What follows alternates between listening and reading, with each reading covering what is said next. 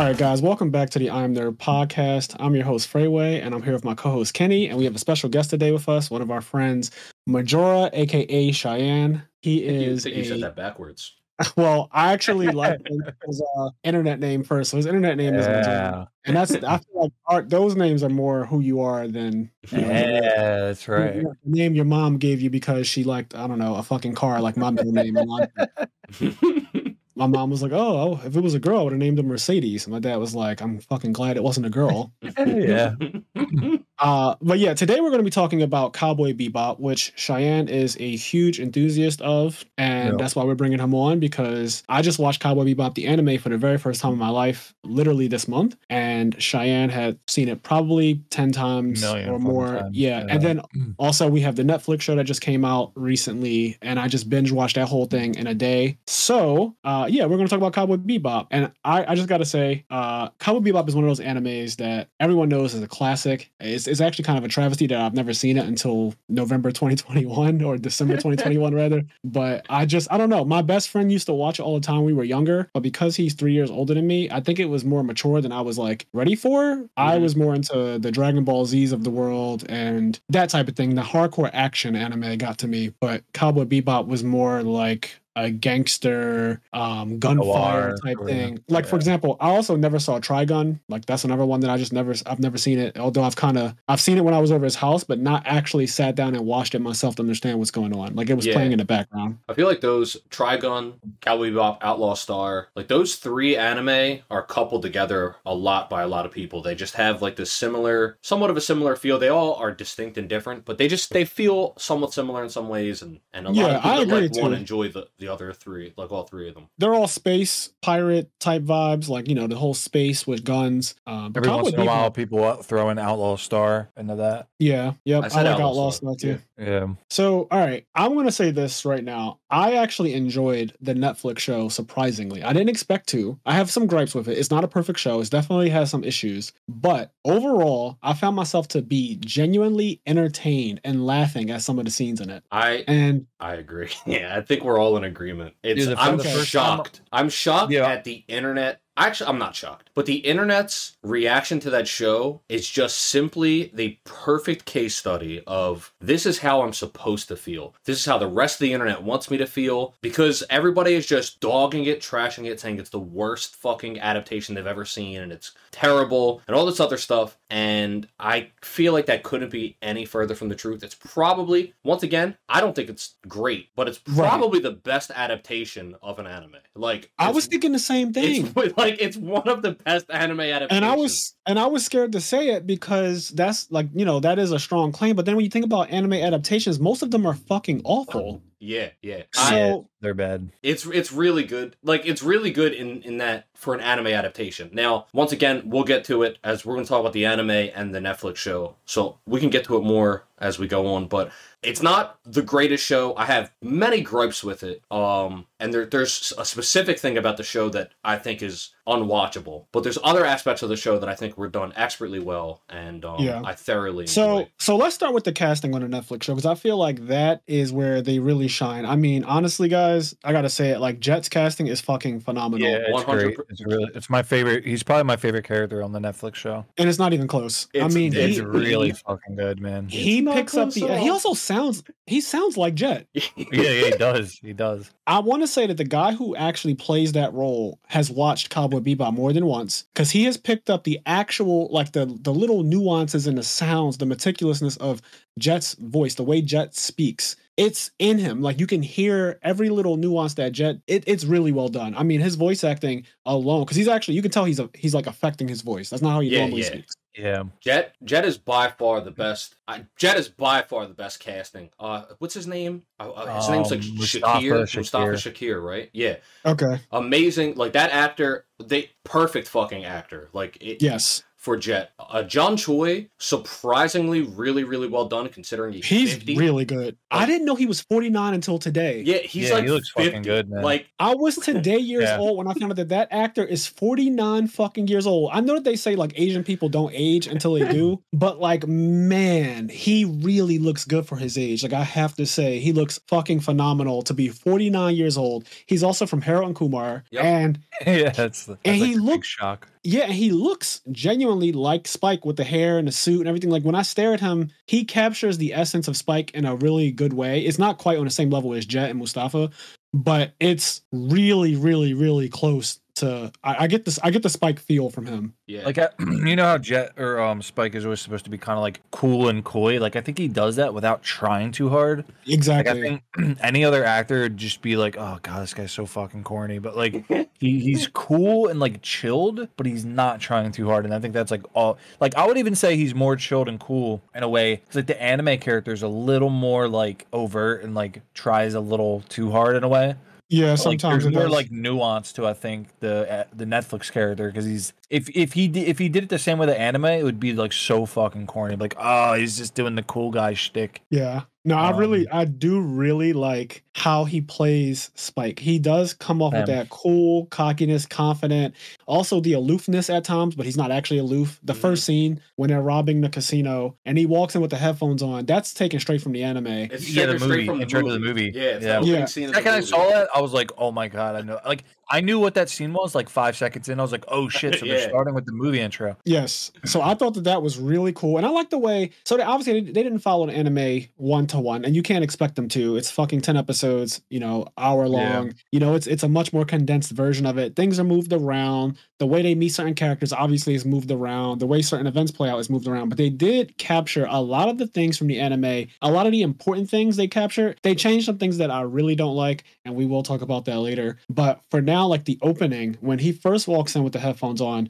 I was blown away at just the way it kind of plays out. It picked up on that shoot 'em up, running around, chaotic that you actually get when you watch the anime. Like that whole thing. There's a lot of that in Cowboy Bebop. There's a lot of the gunfights where Spike pretty much never gets hit, and he's just diving behind countertops, sliding on countertops, destroying a lot of property, shooting a lot of guys and killing them. Which I like that Netflix didn't shy away from the brutality of Cowboy Bebop because it is a pretty brutal show, I would say. I think in 70, if not 90% of the episodes, somebody dies. Yes. And somebody with a name. Like, Cowboy Bebop doesn't have a ton of recurring characters. Each episode, in terms of the anime, especially, is like its own little 30-minute 80s movie. Like, every episode is its own thing for the most part. And in each of those episodes, they'll have their own characters with a name. And I want to say in 80% of those episodes, a character with a name dies, not just like a nameless I was thinking character. about that. Like, I was thinking that maybe more characters died in the Netflix show. And then I was thinking about it. I was like, I always thought that they do kind of just like beat up the guy they're going for, and then they just kind of take him in. But a lot of times it really just does go completely fucking wrong. And then they end up like killing the guy, or the guy like kills himself on accident. Just something. Yeah. So it happens a lot. I will say that when I was watching the anime, I noticed that's kind of like the ongoing joke of it all. They're bounty hunters, but a lot of the time, everything goes wrong when they go out and get the bounty. Out of their bounty every time. Everything goes right. wrong. And that's kind of like, that's part of the theme I want to say is like, these guys get it wrong all the fucking time. Or something just, they have bad luck. They have really shitty luck. Yeah. And the Netflix show picked up on that because when you saw Jet wanted to get this doll for his daughter, and this goes on for several episodes where he mentions this like fucking walking 2 or 3 Betty doll. Episode arc, yeah. It is, and he's been mentioning it, and he finally gets it. It gets ran over immediately. And so they do keep up with the anime's essence, and I'm going to use that word a lot, essence, because I do think that between the music is fucking phenomenal. I love the jazz. I love it. I love the music a lot. And then they also pick up on the essence of the guys having constant streams of bad luck, like things just going, the engine blowing out at the worst possible time, the food just being rotten and trash all the time. Them never having meat being very expensive, and they just never have meat. And he's just like, they always have bell peppers and beef, but there's no beef. He's like, well, there's no fucking beef in this. Why is it bell peppers and beef? Right. So I do like that they picked up on that stuff. As far as casting goes, Faye, I do have an issue with her. I will say this. When I was watching the Netflix show, I couldn't help but to notice that she's way more covered up than she is in the anime. And I saw something online, because I looked it up. I saw something online that said that like the actress, the actual person who plays her, said that the anime version of her is way too like scantily dressed. Like she's way too sexy. It's almost comical how sexily dressed she is. And I don't know. I kind of don't like this fucking leather jacket that they have her in the entire Netflix show, pretty much, except the one scene where she finally looks like Faye for real, which is when they're on the beach and she has on just a yellow top with the short shorts on and the fishnets and everything. Yeah. I like that moment, but that moment is literally one scene in the entire Netflix show where she looks like Faye to me. I'll say, in terms of Faye, so we were talking about the casting earlier with Jet and Spike. I do think Faye's casting, it's not the cast, it's not the actress, but they rewrote Faye's character in a way where she's less similar to anime. She's Faye. Not Faye from the anime at all, if you ask me. Yeah, compared to like Jet, where I think he's much more similar than Faye. Yeah. And I do think the outfit redesign, I found her pretty similar. Just in general. Like one thing is like, I think she may have even said that they tried it. It was like they couldn't really get her in that outfit because it would just be like tit city every 5 minutes. Like her tits would just fly out of her top, and like I think that was what she said in that video, and that. Yeah. I can't remember if she said they tried it or not. Well, no, in the video she's being sarcastic. Her outfit in the video she's being sarcastic, but I do get where she's coming from. I think doing Faye's outfit 1-to-1 would be pretty hard to do in live action. Because one thing is also like wrapped her on her fucking back, like in a weird hammock. She's like a back hammock with the jacket. It's kind of like. So here's my other thing. I understand that doing her outfit is kind of hard to do 1-to-1 because one, it would be fucking cold. That's the thing that I kept thinking about. Like, because, I'm black. So every time I think about outfits, it's always the temperature too. Like, that's always a factor for me. And I just imagine her standing in some of these alleyways because they're literally recording fucking alleyways. Yeah. I imagine her in some of these alleyways with Spike in a full fucking suit on, and then Jet in a jumpsuit or whatever the hell that thing is called, like a worker suit, like a mechanic suit. They're fine. But her with her arms out, her legs out, her stomach out, I imagine it would be extremely uncomfortable for her to record. So that's one thing that I do empathize with her on, not having to like literally be uncovered the entire show. However, it just sucks because this is one of the shortcomings of live action. Yeah. I think that one, as far as her actual personality, this is not Faye to me in the sense that they made this Faye in a Netflix show way more aggressive. She is like so potty mouthed. I don't know. She speaks in a way that is not like Faye. Like I literally just watched the anime. I'm probably the most recent person who's seen it out of you three. Yeah. And literally when it was a little jarring to me, I'm gonna be honest. Like hearing the way Faye speaks in a Netflix show, the cursing and just her overall aggressive. She's so like masculine. No, I agree. We'll probably, and that's probably for a reason though, right? Because they switched her sexuality, or they gave her a sexuality in the Netflix adaptation that she did not have in the anime. So I don't know if there's like some signaling with that, because on one hand in the anime, like, she lost her memory. She's an amnesia, however you say it. She has amnesia. And so it's not crazy to think that she would try out things sexually and try out things in general because she doesn't remember her life at all. So she's technically 2 years old. But at the same time, like there was no lesbianism that I could pick up on 100% in the anime, and they just made her like pretty lesbian in the Netflix adaptation. This is not a problem. Representation is fine. It's just that they also just changed her character way more than they had to change like anything about Spike and Jet and Ein and even Radical Ed. I was going to say on that note, in terms of you saying it's not a problem in terms of like sexuality and stuff. Anybody that's seen Cowboy Bebop would know that because this is a small tidbit that I guess I'll just go into right now. There's some people that are arguing, for example, the character of Gren. Gren in the anime or in the Netflix show is a non-binary character, which is completely fine. Which I love, actually. I actually love that character just by the fucking way. I think, I don't know, I like Gren. In the original anime, I don't know if you would classify him or her as a hermaphrodite. He was born a male.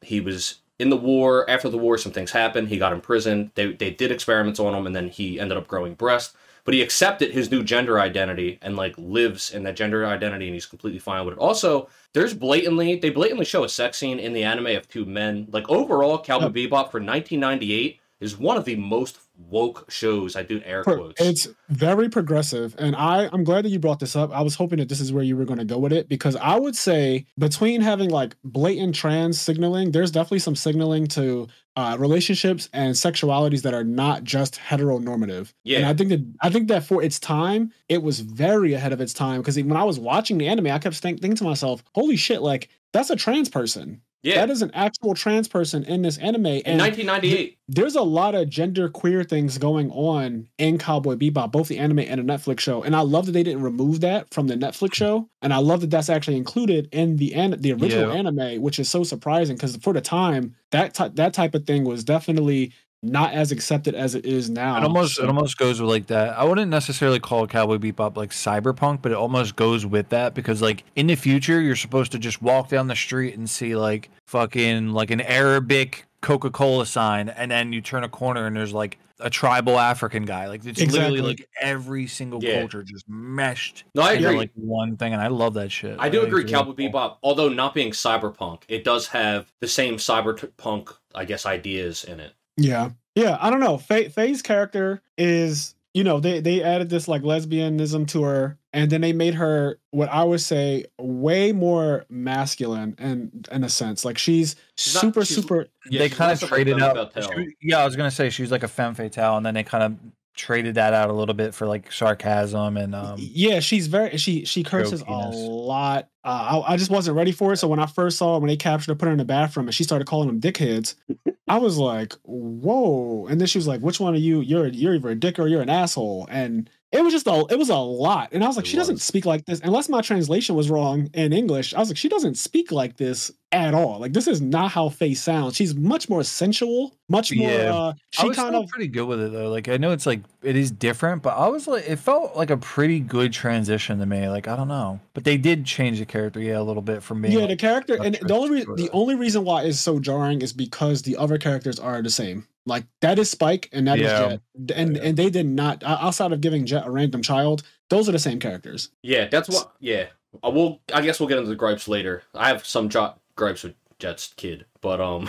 yeah, but no. One thing to note about the casting though, the chemistry, their banter, they're talking like with Spike and Jet. Or one of my favorite episodes of the Netflix show is when Jet is out with his old partner, and Spike and Faye spend the entire episode on the ship, and it's just Spike and Faye just bantering and hanging out and getting to know each other. And then Jet's doing his own thing. The banter and the chemistry between the three main characters is, I think, really well done. It's just like the show. One of my gripes about that, and it's not even a complaint, I just wish there was a little more of it. Like, there was already a lot, though. Like, there was just a little more, because like there were times where I just fucking loved it, because like a lot of it, like in random episodes, like it'll show them like sitting out by like a dock just fucking fishing, like before they really get going on whatever their bounty is. And I think there was like one episode like that where it was like Spike was just chilling on the and him. Well, that's the one I was talking about. That's the one I was talking about where Faye looks like actual. That was like a little ode to actual anime Faye. She was in the exact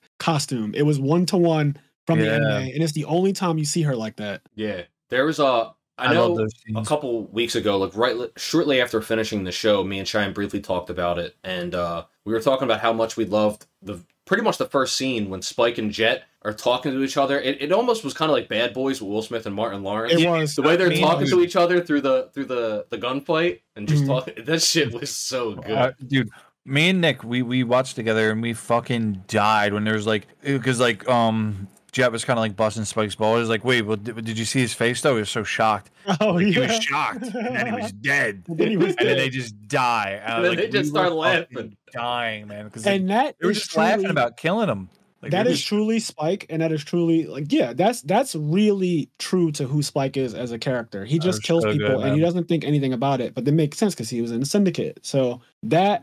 I love that like stuff. It's all part of the game. It's like they're in the bounty business. Like shit happens. Yeah, like the guy dies. It's like, well, he was doing the wrong thing. Like fuck him. One of the other changes that I noticed was Spike doesn't really smoke cigarettes as much as he does in the anime. There's a lot less smoking in general. Yeah, in the anime, Spike, constantly they smoke their asses off. Yeah, it's like almost like that noir thing where like it's literally every fucking scene they're smoking. Well, Spike lights up a cigarette in the anime every episode, and I think that is normal for someone who smokes cigarettes. For one, right? Yeah. Like if you smoke cigarettes, you don't smoke cigarettes one day and then don't smoke cigarettes the next day. That's just not how that works. It's always like his little anime power up, like, oh, I gotta get my cigarette. Or it's after a really shitty moment, he gets a cigarette. And he's like, give me a cigarette. He gets absolutely fucked up, and then the first thing he does is go in his back pocket, pull out the cigarette, and I like that. I'm gonna be honest. That was one of the things about the anime that I liked. I liked the whole Spike smoking cigarettes all the time, even when he's on the couch. You know, when he's just like in I'm gonna call it the living room of the spaceship. Yep. When he's just kind of in the living room and he's just laying on his back smoking a cigarette. Couch. Yeah, he's just kind of shooting the smoke up in the air, and then somebody's talking to him, but he doesn't really care what they're talking about. Well, that's something, what you're talking about, that's something that I love about the anime, is that the anime is really subtle. There's a lot, it's not like you were saying earlier when you were younger, you liked more, like really hard action, DBZ and stuff, and we all still like that. Something that I like about Cowboy Bebop a lot is how subtle it is. It doesn't it's not fast paced. It's not super dramatic. It's a very slow, moody anime. You just kind of it just moves through its paces. It doesn't spend a lot of time beating you over the head and explaining to you. There's not a lot of exposition. The world is huge. Like when you think about how like they go to a lot of places. There's a lot of that's something I thought I get it, but I thought was a bit of a downside of the show. Was for example, Gren is just in Anastasia's bar. Where in the anime, Gren's on the other side of the solar system. Like Gren's in a whole different storyline somewhere else. Yeah. Yeah. But it's just a big world with a lot of color and life in it, and they don't have to beat it over your head and explain it to you every moment. They just let things ride out, and you get to pick up the themes of the show just by seeing what's happening on screen in the background. And like some areas might be like dodgier than others. Like when they go to Callisto on Jupiter Jazz in the anime, it's like it's just a fucking frozen like scammy place. There's like all these gangs running around and shit. Yeah, I remember that was when that's where there's no men, right, or no women. Right? There's no women. Yeah, on yeah, that's right. There's like not really any women. I kind of forgot about that. And like they all kind of wanted to just like rape Faye. There's like chasing her around and shit. Like, oh, look at her. She goes into that one spot, and that's where she first runs into. Like, oh, this is dodgy, man. What's going on here? Gren, yep. Yeah, and she turns around. She's funny because like, as a kid, I never really thought about it. I was just like, oh yeah, like they're just kind of rascally men, and now it's like, whoa, they're rapey as shit. Like, whoa. Yeah, well, when I watched it, I got that vibe immediately because watching it, I didn't get that vibe at all because I was like 11. Yeah, I was like, oh, they're just boys being boys. Like, I think Cowboy Bebop is definitely one of the more mature anime out there for sure. Like, it definitely requires, I want to say, someone who's at least like 18 to really get all of the little. Yeah, some of the themes are just. I feel like even if you're 16, you're not going to pick up on some of those. Like some of those themes are just really mature. You also might not be receptive to like the slice of life. Like Cowboy Bebop has a lot of like slice of life shit where like we've been saying, like they're just sitting in the kitchen, just fucking. It might be like a 10-second scene of no dialogue at all, and they're just sitting in the kitchen like fucking eating meat or well, not meat because they can't afford meat, but like whatever. Udon. Shit like that. And like when you're younger, you're just kind of like, I just want to see what the plot's going to happen. You know, it might not be as open. So speaking of that, that's one of the things that I like about the Netflix show more than I like in the anime is when it comes to the plot, right? Vicious is not really in the anime like that. Mm-hmm. And the entire time I was watching the anime, I kept wanting more Vicious story. I kept wanting more Vicious in it. And he's just not really in it. And then when I watched the Netflix show, he's a major part of the story. I like that a lot more because it kind of, even though it's happening in the background, even in a Netflix show, like he's not directly in it towards Spike for a while. The first couple episodes, you see him. So it's kind of cool. Like, oh shit, him and Julia are around from the beginning, but they're not directly in combat or anything like that with Spike for a while. I just like the fact that you have this villain character that you're working up to in the background, building up. It's kind of like the Night King that doesn't go to complete shit at the end.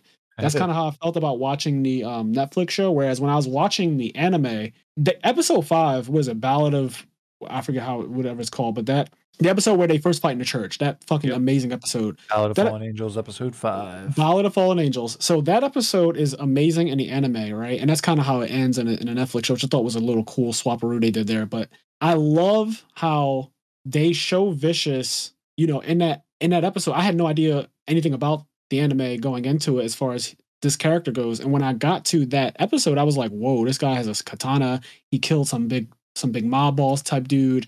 He has this weird ass crow on his shoulder.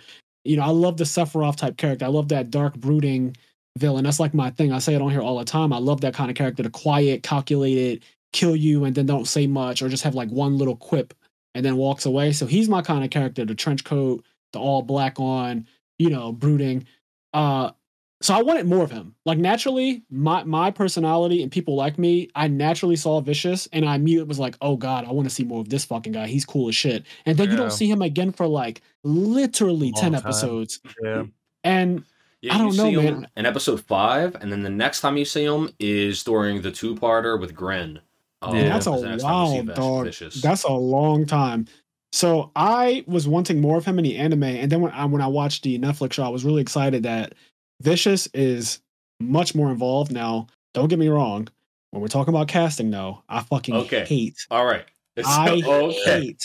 I hate this fucking guy. So he is cringe. So let me cringe. Let me jump in.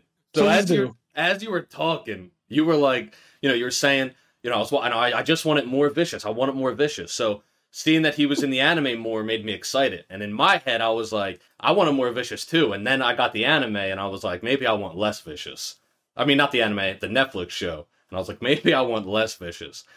So earlier I alluded to there being something in the Netflix show that is just unwatchable to me, and it's Vicious and Julia. Literally they are fucking garbage. Like, they're awful. They are the absolute worst part of the series. Like, I think they're also go ahead. They're also not actually Vicious and Julia. They're not. It's not vicious at all. Like, if I was just judging the show off Spike and Jet, it's like a 9 out of 10. It really is. If I judged the show off of the other stuff, though, like with Vicious and Julia being the other 50% of the show, it feels like, especially towards the latter half, it drops it down to like a 4 out of you guys were kind of talking about like Faye being changed a bit, which like I get it. Julia is not even remotely close to the That's just anime. not Julia. That's just not Julia. I mean, it's not as if Julia is all over the anime. Once again, she's only in like she's 3 not episodes maybe, but I'd argue, I've heard some people say, I've actually read an article. I'm not even going to say some people say, because that's not true. I've read an article of somebody saying the Netflix show did not ruin Vicious because Vicious was already a terrible character to begin with. And I didn't just read the headline, I read the article, and essentially the article was essentially saying that Vicious isn't even really in the anime, he's not in it much, he's a one-note character, etc. The Netflix show doesn't change it. He's still a one-note character, except he's not vicious. And because like I think the reason they added him in more scenes, but it feels like it took away from his character. Anime Vicious is a quiet storm. Like sometimes, and the things that you don't see the most kind of give you like a bit of like allure and mystery, and it adds an enigma. They go, like the enigma, and they go for that in the anime, I think, and then there's more to that's Vicious completely in the gone. That's completely gone in the TV show. In the show, he is just an outraging rageaholic. Like he just gets angry, like everything. There's nothing poised and composed about him. He doesn't seem to have skill. He's just a fucking rageaholic. And he's also a comic villain. Like he's cartoon. He's a fucking cartoon villain. Yeah. Like, and when I say that, I mean, that's what. Like he's for a live action. He's the only character who I feel like is overacting a ton. Yes. Do you know what I mean? Like it's like he's too animated, way too overacting. Everyone else, like we talked about, we praised how like Jet and Spike and even Faye to a degree, they're kind of like calm with who they are as a character. But I feel like Vicious's actor read his script and just decided to overact every single scene. It's just like so cartoony. I don't even necessarily put it on him though. Like I think it's just there's nothing there in terms of like development. It's just I will say this. I don't know if that's his real hair or a wig or what, but he looks like a porn replacement for Rhaegar Targaryen. So I have written in my notes. In my notes, it says he would be great as a fucking Targaryen, but he is terrible as Vicious. Like he looks if you watch, just like the brother of Daenerys Targaryen. Like it's really bad. He could be cast House of the Dragon. If you were watching Game of Moans, like he would be. I just feel like he's a porn Targaryen. I just see him when you're a late night on Pornhub and you click on Game of Moans. And then that's Rhaegar. Like that's who they get to play Rhaegar. Oh my fucking goodness. He looks so bad. But the weird thing is I couldn't stop looking at him as a Targaryen the entire show. I kept saying to myself, this guy literally rated Game of Moans costumes. Like he rated the fucking costumes and he just decided this is me now. He has a weird fucking face, doesn't he? He does. He's horrible looking to me. He's a strange looking dude. He just doesn't look good. Like, in general, I don't think that this guy looks good, even outside of Cowboy Bebop. I think he looks fucking weird. Yeah, just a bizarre face. And you guys can say that I'm being mean, but oh well. I don't think the casting was good, and I don't think the script was good. I don't think his acting was good. No, his acting was garbage. Terrible acting. Everything about Vicious was such a disappointment. I was watching the show, and there was episodes where I was like, man, I'm really fucking into this. Like, I'm watching Jet do stuff. My favorite scene by far in the entire Netflix show is the scene where Spike and Jet are out doing stuff. And Jet's like, I gotta go to my daughter's recital. I gotta go to the recital. So he goes in and he does like the hologram to watch the recital. And in the background, Spike is fighting syndicate dudes. And Jet's completely unaware and he gets up and like he's dancing for his daughter and shit. I cried. That was good. That's my favorite scene. I literally cried laughing in my bed last night watching that. Last night, that was the episode that had me actually dying. Because do you remember what I told you the funniest scene was in the anime? Yeah. It was the mushroom episode. It's the mushroom episode where at one point Faye is in the bathroom and she's on shrooms, high out of her mind. Doing like a little swim. Yes. And Ed is watching her from afar and she's trying to swim, but she's not underwater. When I tell you that shit, seeing a human try to swim when they're not underwater, dog, is one of the funniest fucking things I have ever seen in my life. So when that scene with Jet came up, it reminded me of that moment. Yeah. I love Jet though. He's like fucking up his like precious bonsai tree. He's like, I don't know what the fuck. You tell me. It's like, what the fuck is going on? Like, what is going on this shit? Spike man? is literally just like on the stairs, just like stepping. Yeah, they give him like a more serious hallucination. It's like him but and the frog's like, you're on the stairway to heaven, don't you? Yeah, but still, when they zoom out, I still laugh when fucking Ed's just looking at Spike, and Spike is just like on the stairs, just like, ooh, just all fucked up. So that's what I mean by like. That's a more mature thing, right? Like if a 16-year-old was watching Cowboy Bebop start to finish, I don't think the mushroom episode is going to hit as hard as it does for people our age. You know what I mean? I think they would get it a little bit because it is very like comedic in terms of them just doing the fucking. I don't think many 16-year-olds. Really... I don't think. Yeah, because like you're not at 16. You probably haven't been around too many people who have been that fucked up yet. Like that's what I'm saying. Like I still look at that episode kind of like a comedy episode though. Like when I watched it as a kid, I was even still like, oh well, I know not to do those ones. Like it is, but see the thing is, so I'll just put it this way: I've been at events for Yu-Gi-Oh where people are getting actually high off of shrooms.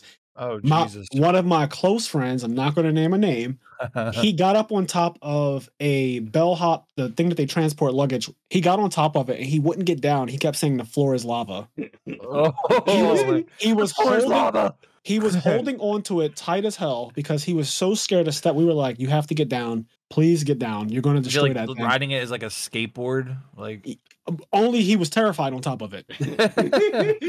Genuinely terrified. So when I'm watching Cowboy Bebop now and I see the mushroom scene, I started dying because I know that's actually how real people behave on mushrooms. That's what made it, because I'm old enough to have experienced something like that. Whereas again, hopefully not many 16-year-olds have experienced some shit like that because that's just like, you shouldn't be around. Yeah. But for my age, it was fine. Like I was 20 something when this happened.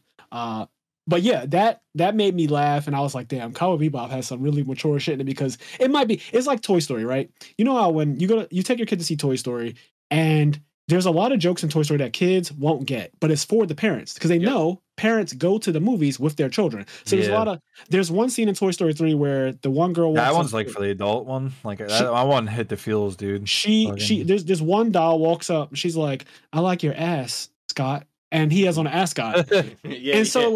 And so certain things like that are more catered towards the adults. And there's a lot of sexual innuendo, a lot of things in the background, LSD being spelled in the wall in the clouds and stuff like that. There's all kinds of weird shit in Toy Story, all kinds of Easter eggs that are just for adults' laughter and not really for kids. Like the whole gender identity between Mr. Potato Head and Mrs. Potato Head and how sometimes they get mixed up. Like little signaling like that. Kids won't, they don't get it. But like our age, we understand those types of things and what they're making light of or kind of bringing to the forefront. So I really like that about Cowboy Bebop too, where definitely teenagers can enjoy it, and also people my age can enjoy it. And it's pretty good. Like it's a classic, and it's not my favorite anime or anything like that. But I think that one of the things it does better than 99% of all anime I've ever seen is the music by itself. Oh yeah, Yoko Kanno, man, that's probably the soundtrack I've listened to most of any soundtrack ever. Like just years and years of fucking hundreds of plays on each song. Just honestly, I've listened to it a lot. Cowboy Bebop, both the anime and the Netflix show, literally they did so many insert songs. Like I was like wondering, like before it came out, I was like wondering, like it would be cool if they put in their own music. But I was like, let's say this is the worst show of all time, we still get new Cowboy Bebop music. So I was like, this is still going to be a positive. But I mean, I love that they used actual anime songs, but I was almost a little disappointed because I wanted new music. But it was like they used so much anime music. Like I would say probably like 65 to 70% of the music was just straight from the anime. And I noticed that too, and I like that though. Yeah, I liked it too, but it was just me being a freak of like fucking loving the music. I was like, oh, but I want a new song, please, more music, like, you know. I think that music helped to really capture the essence again. Just hearing it directly taken from the anime and inserted into some of the live action scenes, it actually kind of fit, which I didn't expect because typically that doesn't work well. Yeah, but probably would be awkward a lot of times. Luckily, to the Netflix show's benefit, the source material, the anime, like the jazz music, that jazz style that they were using, was just it's not typical anime music. It's not. So getting it to fit live action is probably a bit easier than getting like One Piece music to fit a live action or something. Yeah. I do love that the opening is exactly the same though. I think that is fucking brilliant. It's really cool because that is I never watched Cowboy Bebop as a kid, but I knew the theme song without ever seeing the episode start to finish. I have never seen an episode of Cowboy Bebop before December, start to finish, and I still knew the It's like I knew the whole thing before ever seeing it. In nerd arguments with forums or whatever that will argue like the best anime opening of all time, it is pretty consistently either the winner or in the top 4. Like whenever they do an anime opening tournament. Yeah, it's that good. It is actually that good. I actually didn't skip the opening on any of the episodes of the anime and in the Netflix show. I watched it. Well, not watched it, but I didn't skip it. Yeah, same. One thing I will say about the opening for the Netflix show, which I found kind of funny, the fact that they let Faye, like they have Faye pull out her little dagger, they make it seem like that dagger is her main weapon in the show. I swear she uses it in like one episode. Like that little dagger, she uses it in maybe one episode. They try to make it seem like it's going to be her thing, but she does not use that dagger. Faye has guns just like everyone else in the anime. She just doesn't use that dagger at all. Like I don't know why. I actually now that you brought that up, I had another gripe with Vicious. There is not as much katana used by him in the Netflix show. He's more of a gun-toting. Yeah, that's true too. He's a beat 'em up. He's a beat 'em up gangster. He beats a guy up in the alleyway. I'm like, that's not his style at all. Not at all. Not. Also, he almost like never uses anything but the katana. Go ahead. A gripe to go with so this coincides with how much we were just praising the music. The sound design and the music, those departments did not communicate. There's a part when I think it's in the church, when Vicious pulls his fucking sword out, they use the most generic Japanese like sword noise. It's like wow, like it's the most generic Japanese. I just pulled my sword out ever, and I just could not believe because you have the classic Cowboy Bebop music playing, and then you just have this really jarring sound effect that plays over top of it, and it was so weird. Yeah, I didn't notice that. But I'm sure that it happened because there's a lot of stuff like that just doesn't kind of line up in the Netflix show. Even though the music is so good, there's definitely parts in it that I'm like, what the fuck is going on right now? Mm-hmm. But go ahead. No, you go. I was going to say a character we didn't talk about yet, but got a lot more screen time, and I personally enjoyed her, although not exactly the same character and obviously different setting. Anastasia, yeah. Wanda Sykes, I think, is a good actor. Wait, that was Wanda Sykes? Yeah, right? Am I crazy? I don't think it was. That can't be Wanda Sykes. That was Wanda Sykes. No. I don't think that was Wanda Sykes at all. No. That was Wanda Sykes. Are you serious? No, it wasn't. Her name was Tamara Tooney. I could have. Hold on. Wanda Sykes is Her name is Tamara Tooney. He's right. I thought it was Wanda Sykes. Kenny, you gotta relax. I thought it was Wanda. I couldn't remember. My man said Wanda Sykes. She does look like her. Hold on. Let me see. She does kind of look like Wanda Sykes, but I know Wanda Sykes. Let me see. It's been a while since I've seen Wanda Sykes. Her voice, sometimes you either love Wanda Sykes' voice or you hate it, but I could just see her like fucking doing the Wanda Sykes babble. Wanda Sykes is funny. She sounds funny. I guess I forgot how old she was. Oh, yeah. She's probably like 60 now, right? I'm looking at her now. She's 57. Who is 60? Okay, hold on. I know this lady. What do I know her from? So she is in other things clearly because I'd recognized her face the second I saw her, and she plays the same kind of role in a lot of things. The smart elderly type of woman. It was kind of cool to see that character because in the anime, I think you only see her twice, and it's pretty much like 1 minute scenes. She's fucking not Wanda Sykes. I don't know why I said that. She's the fucking girl from Law and Order SVU.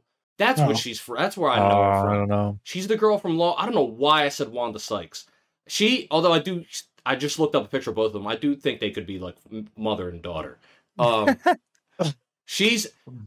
Well, now I think you just aged Wanda Sykes a bit more. You gave her like 20 years there. No, I just looked her up. She's mother and daughter. I remember. But no, she's from Law and Order SVU, and that's where because I don't know why I lined it up with Wanda. Oh wait, Sykes. mother and daughter. Yo, apparently the person who played Anastasia is 62. Oh damn! Holy shit! So you just made Wanda Sykes the mom of a 62-year-old woman. Hey, you gave her some years there, man. You gave her a couple of years. Yo, anyway. Can we talk about other casting now? Big Shot is so fucking good. Oh, I love it. Big Shot's perfect. I really liked it. Big Shot is just as silly as it is in the anime, and I don't know how they did it, but it is fantastic. That is a 1-to-1 of the anime's ridiculousness. Big Shot is really good. I like oh fuck, I'm drawing a blank. Damn it. Oh damn it, I can't believe I'm drawing a blank. Just go ahead. Go on without me. All right. Well, anyway, I really enjoyed the Big Shot part. I didn't know if they were going to do that at all. I thought that it might be omitted completely, even though that would be like a big part of the show being taken out. Because in the anime, Big Shot is in damn near every episode. Dude, yeah, that's how they got a lot of the one reason I love it so much is because like the show was made in 98, right? And so like we didn't really have like internet culture and all that. And like they talk about like back in the day where like, oh, you had to turn on Johnny Carson, but it's like Big Shot is like it's the shittiest, like cheesiest show, but that's like that back then. That's like a reputable news source. Like, oh, hey guys, Big Shot's on. Like, yeah. How else are you gonna get the information? There's even an episode where I think it's like Faye or whatever. She's like, "Come on, hurry up, turn on Big Shot." Like, come on, turn it on. Like, we gotta get some information here. Like, you can also tell the times by how they look at TVs. They said that TVs were going to be ruinous to people, and this is in the anime. One of the later episodes where Spike or whoever goes in and they start getting like hypnotized by the TVs, and they kind of and I guess it's because it's like so old, it's 98. They make it sound like TVs can hypnotize us and like control us, and that's the new way of control. But little they didn't realize smartphones came out, and they think TVs had us. I know, right? They need to see us now. We're fucking zombies now. Random note, I did not like that anime. I mean, I love the anime adaptation. Brain Scratch is like one of my favorite episodes. I fucking did not like the Netflix episode of that. Is that the one where Spike just keeps reliving the thing over and over? I think that was repetitive. Awful. I hated it. That was probably the worst episode. Corny. It was like dude, hated it. How many times are we going to see him exit a fucking door? Like it was so corny. It was like in the anime, I love they go in like a cold aspect. It's fucking scary. It feels weird. Like, I love Brain Scratch, man. I didn't like it in the Netflix show, and I really didn't like... Okay, one, they keep on replaying the same scenes, but then there were these graphical things happening that I didn't know if my TV was... It's like a filter. I knew it was like some sort of filter, but they live or died on that filter. They're like, we're getting the award if we put the filter on, boys. It honestly was really disturbing to my eyes to see that shit. It was annoying. It was really corny. It's like, it's okay. We get it. It's fucking Bizarro world. Like, we don't need a filter. It was poorly done, for sure. I did not like that at all. But in the anime, I fucking love it, man. It's like, it does that, what's it, like, Eden's Gate? Whatever the fuck that cult, it's like based on that guy. That cult that, like, killed themselves, whatever the fuck it is. Oh, okay. I know who you're talking about. Is that like the Drink Heaven's Gate? Heaven's Gate. Oh. No, it's not John Jones, but it's It's about the people that thought they would like kill themselves and like go to space or whatever, right? Yeah, that's Heaven's Gate. Yeah. And so it's like completely just based like Londas, which is just like an AI in the TV show or whatever. It's like this weird like hacker boy who had like some sort of like brain trauma, and he was like hooked into the internet, and so he basically just created a fucking weird cult, and they had to like kind of unhook him. Yes, he started begging for his life. Server or whatever. Yeah. And then that's like a little bit like 2001: A Space Odyssey, where they're like, where Hal is just kind of like, "Don't turn me off." Like, you kind of turn off the AI and turn off his like. It's a really good episode in the anime though. I really, really like it. Like, I love like the first like 5 minutes of it. You're just watching TV, and you can see you're like in their world, seeing what the programming's like, and it's just weird. It's just fucking weird to see like future TV. Like, I love that intro to that episode. It's one of my favorite intros of like any episode of anything. I really like them just watching the TV. Off the top of my head, I don't think there's an episode of the anime I don't like. I have one. There's a few. I have one. I know one right off the top of my head. The one where they are being chased around and bitten by a fucking Ganymede lobster. That episode is fucking garbage.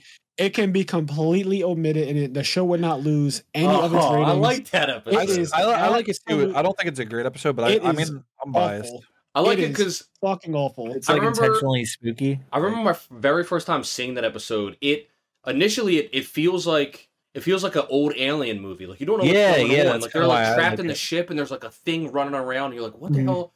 And it's always from the perspective of the thing. Yeah, and so you don't know what's going on. It had this. That's something I like about Cowboy Bebop as a whole, is that every episode really has its own flavor and feel to it. It's an anthology. Yeah, I got an episode. What? Boogie Woogie Feng Shui. That episode fucking out of here. Wait, explain it. It's with the girl. It's Jet and the young girl. It's like his friend's daughter or whatever. Yes, episode sucks. He goes to his friend's grave, and his daughter's there, and then he teams up with his daughter to help find like her dad. Yeah. Okay. It's all. I mean, it's all right, but it's probably one of my least favorite. It must episodes. be pretty bad. Especially it's later. It's later in the sequence too. It's episode 21, and that's like we're supposed to be getting the good shit. Like we got like Kuro LeFou, we got Teddy Bomber. I mean, I probably like that more than I should. We got Brain Scratch. We got Hard Luck Woman. Like a good episode in the anime. In the show, the Teddy Bomber episode is garbage. He wasn't even really a guy. He was just in a bear suit. It's like, what does that mean? Like, he didn't do anything in the TV show. In the anime, I love Teddy Bomber and Cowboy Andy. Yeah, I love Cowboy Andy. And he comes up whistling. He does like and he like he's on the horse. His story strength. He's like, I pretty much think he is like stronger than Spike. Like he is fucking powerful, dude. But he's powerful. It doesn't mean he's not a fucking weirdo, but he's powerful. He loses. Spike beats him. I forget. How does he beat him again? He gives up being a cowboy. He gives Spike his hat and he says like, "You're the better cowboy," and he gives up being a cowboy, and then he becomes like a samurai. Yeah. And he becomes like Samurai Matsumoto or something. Like there's like some characters that have like yeah. But what it's worth, he does beat Spike's ass the entire episode. That's what I'm saying. He beats Spike. If you go back and watch it, at no point is Spike ever over. That's what I'm saying. At no point in that episode. And the way it actually ends is like Spike just kind of falls off the cliff. Almost looks like he died, like to his death, but then he just fell down one level. And the cowboy guy looks down at him, and Spike gets up and he's like, "Fuck this." Remember, he has like quick draw soup. He has like a fucking soup or something. It's like, oh, so good. Every time he showed up, it was so annoying because I was like, "Who the fuck is this OP ass American cowboy?" Dude, that's why I love him though. He came out of nowhere and he was just OP as fuck. He's just really strong, man. Spike could not deal with him at all, and I didn't expect that. Yeah. My favorite part is that the whistling wasn't the soundtrack; it was him. Like he was the one whistling. Is my favorite part. Dude, it's like whistling. Some characters just have like really strong story strength. Like Ed's father is oh my god, OP. Spike could not. He had the Sharingan. Spike could not. It was 2v1, wasn't it? Weren't they both fighting him? No. It was just Spike. It was Spike. Yeah, it was Spike versus Ed's dad, and Ed's dad was. He stood in one spot. He did not move. He stood in one spot, and everything Spike did, he just stood there. I was like, "Holy shit!" Usually when Spike is fighting, he's doing all this. He's doing all this capoeira and taekwondo and his fancy shit, and none of that mattered. Not at all. And then he gets completely disarmed when he sees his daughter. He's like, "Francois." Yeah, and she like dives into his arms. He says her full name, or he thinks it's his son because he's a terrible father. He fucking left her at a daycare and forgot about her. He's like, "Wait, aren't you a boy again?" Like he barely remembers. Like he's like, "Oh, I think I fucked somebody and that came out." This is father person, and this is the Spike person. Oh yeah, father person. Yeah, that's It's a good episode. That episode actually is. It ends really heartfelt in a way. Like that's when they leave, right? Ed, for being such a uplifting in the moment character, Ed's like a very present character, whereas like the other three main cast. Are eaten up by things from their past, whereas Ed's not really held down by any of that weight. Ed, for being such a heartwarming, present, kind of aloof character, goofy character throughout the series, brings a lot of levity. The end of the episode, when she leaves, when her and Ein leaves, is like pretty heavy. Like it hits you harder than you think it would hit you. I want to talk about this for a second because there was a sadness in that episode that they conveyed in the most subtle fucking way possible.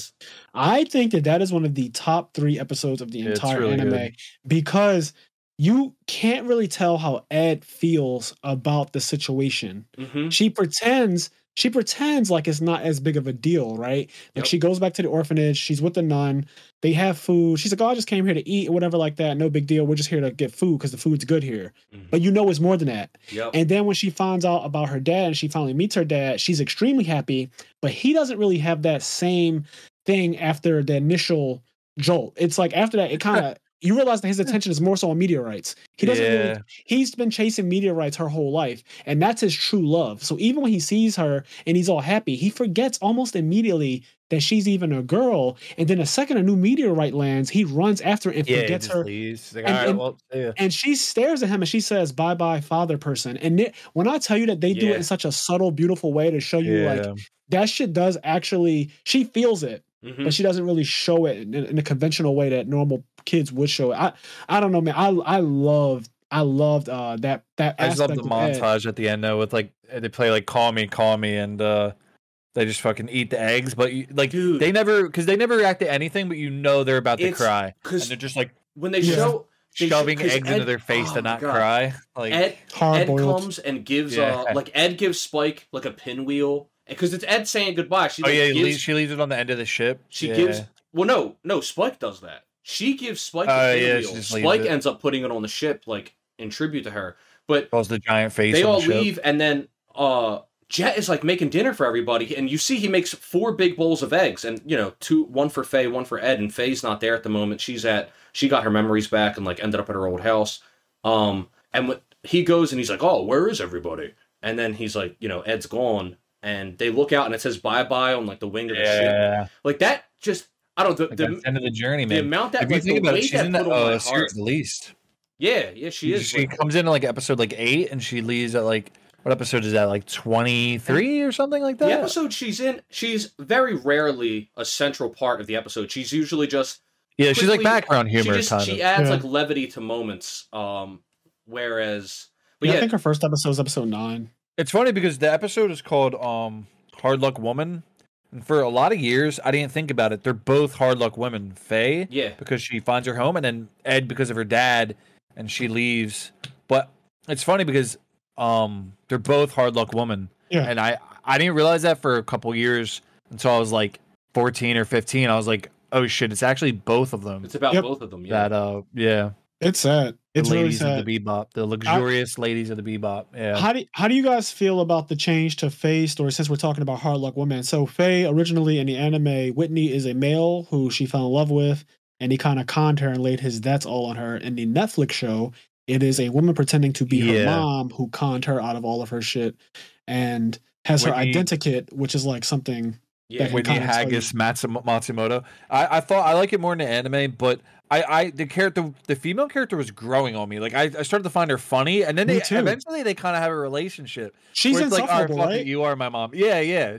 But then she grows on you. She's fucking funny. But she's insufferable in that way. That's like I kind of want to see more of this. Like I get what you mean. I totally understand what you're saying. She's one of those characters that you hate to love. Yeah. Something that or you mean love to hate? Love to hate. Love to hate. Fuck it. Either one. I do think I agree with Cheyenne in that I like it in the anime more, and we can go into it. But to talk about the show, I do think it's done well in the show. I think she plays that role well. She gets conned, and something I like is they didn't have to go into a flashback to show the relationship between Faye and her quote unquote mom. Yeah. They showed their dynamic in real time, and you can get the feeling of what they might have been like when they did live together. I knew everything about them without having to see a flashback. Yeah, and I actually think that's a moment of good screenwriting for the show. Like the show has some awful things, mainly Vicious and Julia. But people are not giving it credit. There are some good screenwriting in the show. I think that the scene in the kitchen where Whitney is making food and she's like lying to basically Spike and Jet. That's funny, man. The entire dynamic of that is the scene where you really understand Faye and Whitney's relationship. Without having to see a flashback. That entire when they go over to the fridge together, she's like, "Oh, there's a secret ingredient missing." She opens the fridge and she's like, "Do you want your identikit or not?" Dude, one of my favorite scenes. It's such a nothing scene, but it's the episode with the male Whitney Haggis Matsumoto, and he goes, "There was one thing I wasn't lying about, like you're a sleeping beauty," and then he gets like, "I'm just kidding." But it's like when he comes back and he's all fat. Like, yeah. And he's like all fat and shit. And he's like, yeah, I got in a fucking crash and they inject fat into my armpit. It's like, oh, all right, sure. But, it's so random.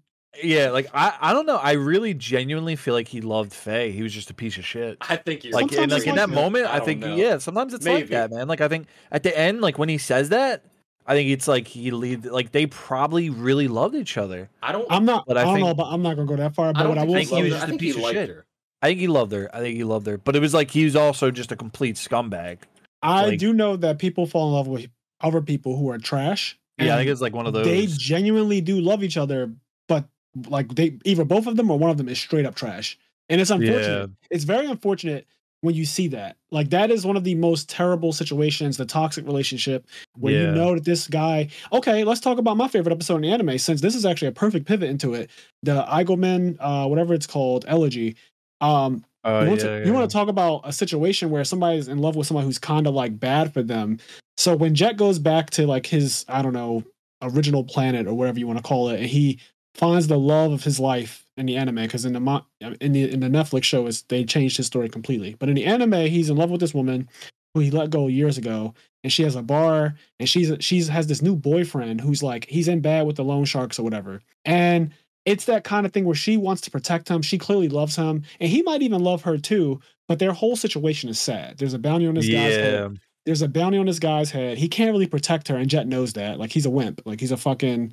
He's just a little wimp. Fuck up. There's a little sad, and there's this sadness about it because Jet still loves her. She clearly still has feelings for Jet, but she's not willing to let go of the things that she has now. Like she got tired. She got tired of the dynamic of him being able to do everything and like being competent and like almost being like almost like a father figure in a way, but like she wanted to like blunder around and she wanted to be her own person. She wanted to be her own person, and she says that at the end too. She said, "I wanted the freedom to make my own mistakes." But it sucks because she could have done that. It's not like but sometimes you don't feel like you can. Like you know what I mean. He was a cop, dog. He was a cop, and you see it. Jet's goal in life is just to have a stable family. Like Jet's, like he just wanted to, because he says in that episode. He, like when he has the clock and he gives it to her, he's like, "That's all I needed." Like because something, and this is something the show that the Netflix show doesn't do, and I think it's a pretty big. The Netflix show is not as dystopian as the anime. In the anime, it's not. I kind of agree. The cops are completely corrupt. Like so, I wish it was a little more like that. This is something about the Netflix show that I like. Jet, amazing casting. The actor does perfectly every line he's in, but. Some of the changes they did to his story is unfortunate because in the show, the cops as a whole aren't corrupt. It's just like one cop that's corrupt.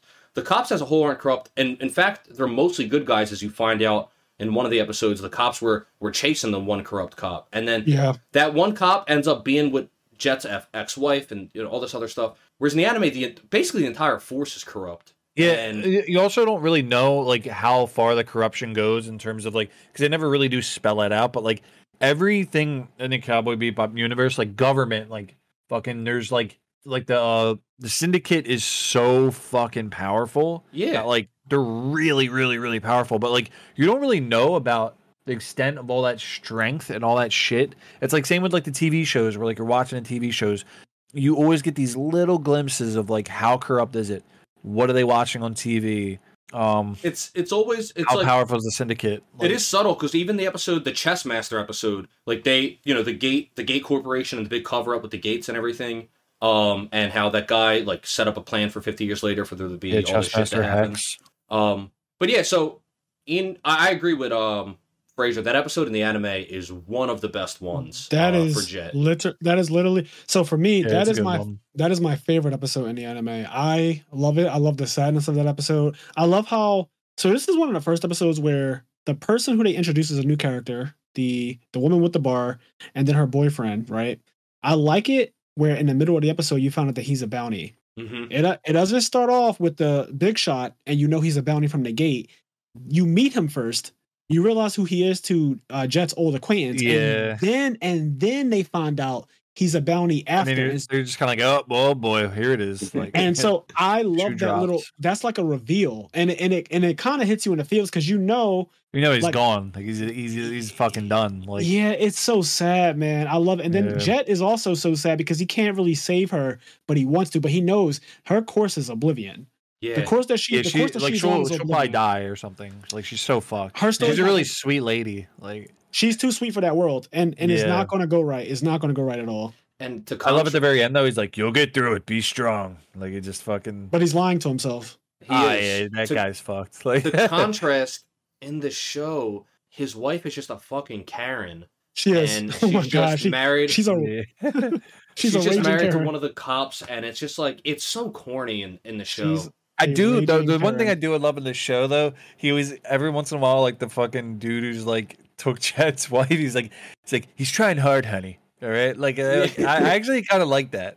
I was like, he's not that bad of a guy. Like you're a fucking asshole. I don't like the fact that like he's a bit of a dick, but he's trying, all right. Like give him a fucking break because he's like a cop. They're both cops. Like he gets it. Don't fucking patronize me. I'm a grown ass man. I will beat your ass in here. But he's trying to like get. If he wanted to be a good guy, he wouldn't be fucking his ex friend's wife. I mean, yes, he's a. Like, get out of here. I will beat your ass in this house. That's how I don't like in Jet. I mean, I don't like the fact that Jet ends up, he's an ex-con. He gets framed, he ends up being an ex-con. It's just one of those things where the police force aren't bad guys in the show. And so, I don't know, they almost frame, like in the episode where Jet catches his ex-partner, fucking NTR husband gets to come out and still cuck him again. Like he comes out and he's like, you just killed the only guy who could have. Yeah. It's just like get the fuck out of here. I do wish they like. I do wish he didn't have a daughter. Although like the doll stuff's funny and the play stuff is funny. I do wish they did not create any of that angle. I think that it would have been. The daughter is fine for me. Only because they gave me that one scene and that scene had me crying. It was a good scene. That scene had me dying. I just hate that her new husband is a cop and that like there's no like Fraser said in the episode. There's a lot of strife, and in that short period of time, there's a lot of well-roundedness to her character. She's a full developed character in 24 minutes, whereas in the Netflix show, across the multiple episodes she is less of a character in more time, and she's just less interesting, more boring, more annoying. Like I don't feel any sympathy for her. She's the fucking a cunty Karen. And her husband is just like Cuck Lord 9000. Like, I don't know. He's just corny. I agree. I didn't like either one of those characters, and she's only in it for one scene, but she still was pretty fucking bad. Yeah. But it's crazy. I do love that, the Eigelman elegy. That episode for me, top-notch Cowboy Bebop. One of the episodes that makes me feel like the entire thing is worth watching. Is just that good to me. I love when he just throws the watch in the water. Then he's like, like he has to go. He just like he has to let it go, man. Let it go. So let it go. Speaking of funny things with Jet, in episode 3 of the Netflix show, he runs into one of his old acquaintances, and she's like this old lady who's sexual as hell. Oh my god! And he's like, "Oh, this sounds like blackmail." She's like, "Oh yeah, this is you are a black male, aren't you? Because you are black and you are a male. Oh, why don't you come and fuck me sometime? Your tall glass of chocolate milk. Oh, dude, that was." Why don't you come put it in my ass sometime? She was great. Wild. I thought it was great. Why don't you come over and fuck me sometime? She was all fucking old. That's something. Shit.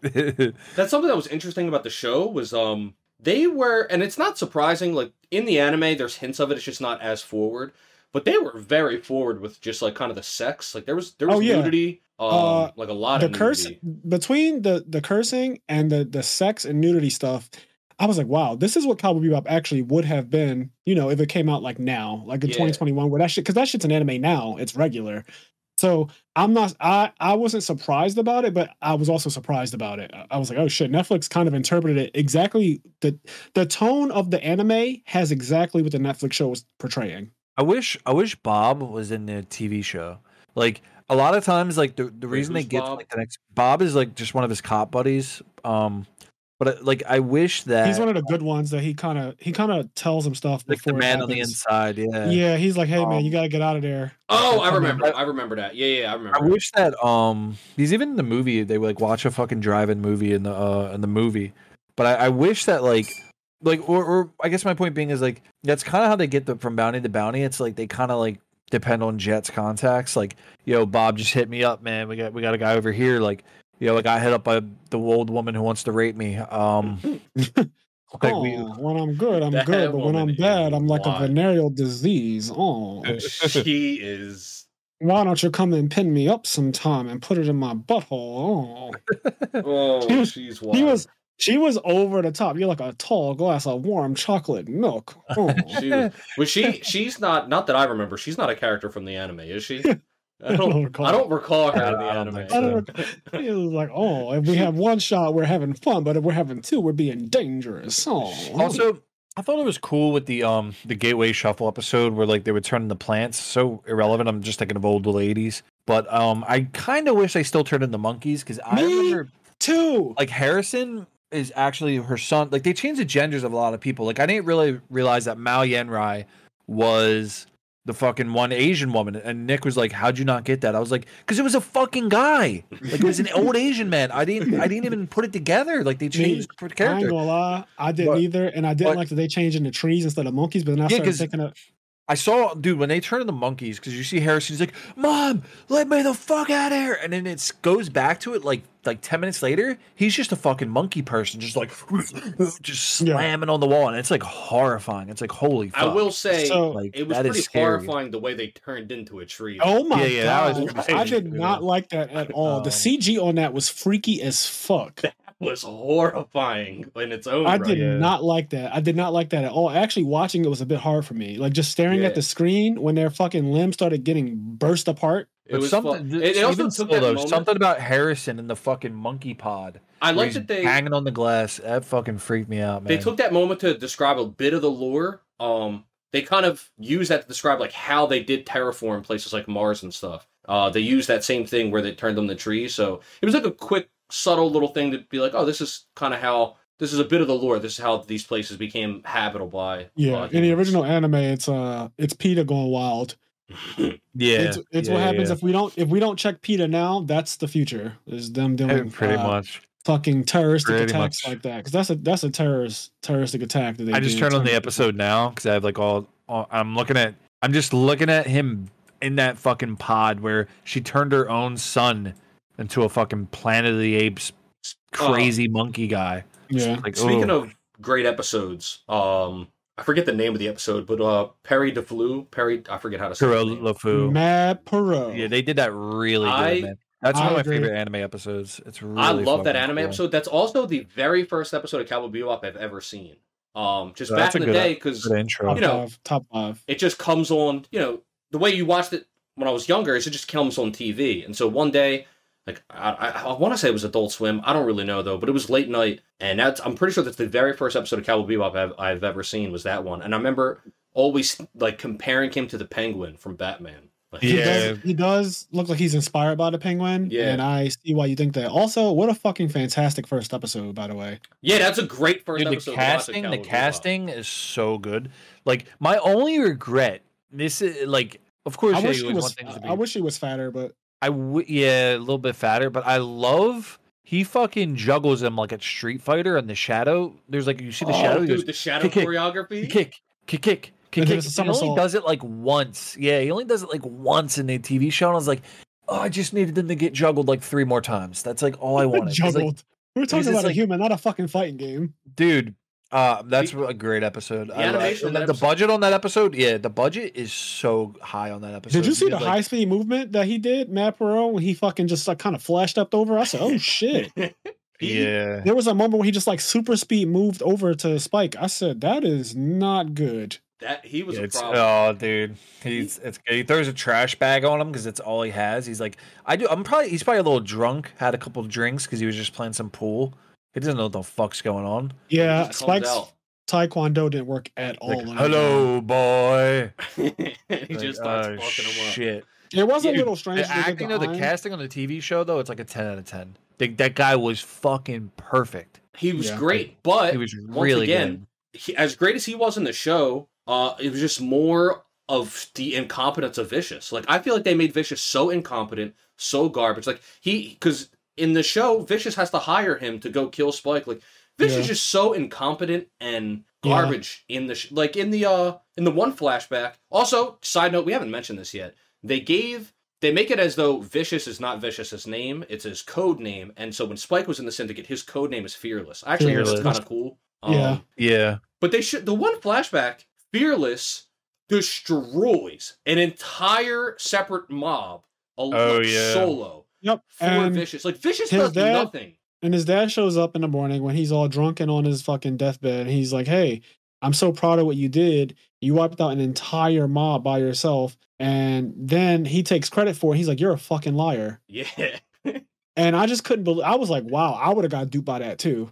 Like the way the dad set him up nicely. Like he set him up fucking nice. He was like, you finally lived up to it. You're finally the man I thought you would grow into.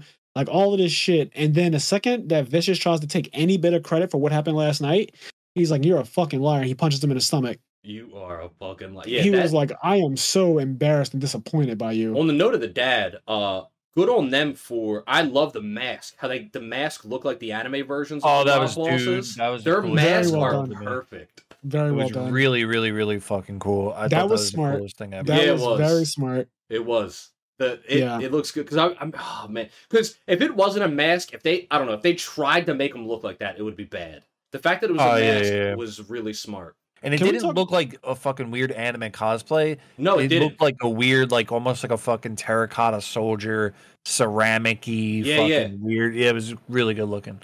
Yeah. I got some random shit I want to talk about. So, in a lot of media that I've seen over my life, I've definitely seen cocaine rooms where everyone is butt-ass naked. I have never seen a cocaine room where everyone is butt-ass naked and their eyes are also stapled shut. I don't know what you're talking about. I'm so lost. And Cowboy Bebop, there's a scene where they make the red eye. Show. Yes. Right. And the fucking people's eye, their actual eyes are stapled shut. Yeah, like sewn shut or something. I've that way they can't take red eye. I've seen people be butt ass naked in a cocaine room before. I've never seen them be butt ass naked and their eyes stapled shut until that caught me. Cool. I rewinded. I couldn't believe it. That caught me off guard. Yeah, it's that was a fucked up scene. There was another part where Spike, he gets up to a bounty and he has his gun out. He's like, we can do this the easy way or the fun way. Yeah, and he's like, I guess we're doing it the fun way. And I just love how the fun way was killing him. Yeah. Because the easy way was like, you come with me, I turn you in. But he's like, we do this the easy way or the fun way. And I thought about what the fun way was. And when the guy ran, he was like, all right, we're doing it the fun way. I was like, yo, Spike is vicious. So we're kind of jumping around, but something we haven't talked about yet. And Fraser, you saw the movie, right? Yeah, I saw everything. Right. I saw everything Cowboy Bebop has to offer. So now you want to talk about animation. The movie as a whole is fucking amazing. But the train fight scene and obviously the final fight scene. Vincent is such a cool villain too. Oh man. Yeah. I actually really like Vincent as a villain, a terrorist. I think that his character's cool. Again, he's the same character that I like. He also looks like Zangetsu from Bleach. He does. He looks exactly like Tensai Zangetsu. Like he looks exactly like that guy. That I guess he's going to be a big part of season 2 because at the end, the cringiest thing. Once again, people have been sharing the final scene with Ed from the Netflix show and saying this is the reason why the show sucks. That scene is awful. Like it's really cringy. The wig is terrible. Yep. And I also don't like that Ed wasn't in the show at all. Yeah, it was. I wrote that down as one of my notes. Ed is not in the show. Ed is just not. They mentioned Radical Ed, but for season 2. I don't like that there's even a season 2. I'm gonna be honest with you. I think that it should have ended with them two dying like it happens in the anime, and that should have just been the end of it. Not Julia becoming the fucking new boss of the syndicate. I don't understand the Julia shit. Really, that's what's so really weird dumb. Because they took things. What you said earlier, the end of the season, the end of the Netflix show is episode 5, but they also took build up from. They took things that happened way later, but they made it so that the ending was episode 5. And so there's still room for a season 2 because there's still some plot lines they didn't get into. Season 2 is going to have Vincent in it, assumedly, because Ed at the end says like we got to find Velaju. But the whole Julia becoming the super crime boss and Vicious getting caught again. That is the worst part of the entire show. Julia becoming this fucking random. They thought that was like a big reveal. Like, where did they see this moment? It's like corny. Such a corny reveal, a terrible reveal. Bad. It was possibly really the worst shit I've seen. It's up there with worst things I've seen in an adaptation ever. Yeah. Julia's just randomly walking in with the gun, and you knew where it was. I hate it. You knew where it was going the second she walked up and shot Vicious, and then she didn't put the gun down, and she kind of walked up to Spike, and then she started talking about how why'd you leave me if you know where I was at? You let me stay with him this whole time, suffering. It just was so corny that she randomly became evil, and she was the mastermind behind him, the coup d'etat. And it was so fucking cringe, man. That whole thing was so cringe. Then she like gives the gun to Spike, like finish him off. He's the only thing standing in between us. I just thought that was she's not Julia. She's just not Julia. She's not Julia, and they also, like, she's the one that shoots. That scene where Spike ends up falling out of the church window is such an iconic scene, and it's such an iconic moment for Spike and Vicious. Vicious. The fact that Julia is the one that shoots them out a window, it's so fucking stupid. They also cut the scene really short. Like in the anime, it's like a minute long, and in the TV show, it's like 10 seconds. It's like, dude, like, and I love. I remember, I don't know why I didn't realize it. It's pretty obvious, but he drops a grenade when he falls, and like, that's how he gets away. Like, he's using that grenade as cover. Yeah, like when I was really young, that was the first episode I ever saw. I was on vacation with my family in like fucking Tennessee or just some random fucking place. And I remember we were all asleep in the loft. Everybody was asleep. And I remember like I couldn't go to sleep, so I turned the TV and I couldn't turn on the volume. I just watched that as like a fucking 10-year-old in like a pitch black room surrounded by family as they're dead asleep. And I was just like, what the fuck did I just see? But it's really well choreographed and everything. In the I like their fight in the anime at that scene. Like I thought, or because in the anime they actually don't really fight long at all. It's like pretty much it's not long, 7 seconds. But in the TV show they spruce it up a little bit.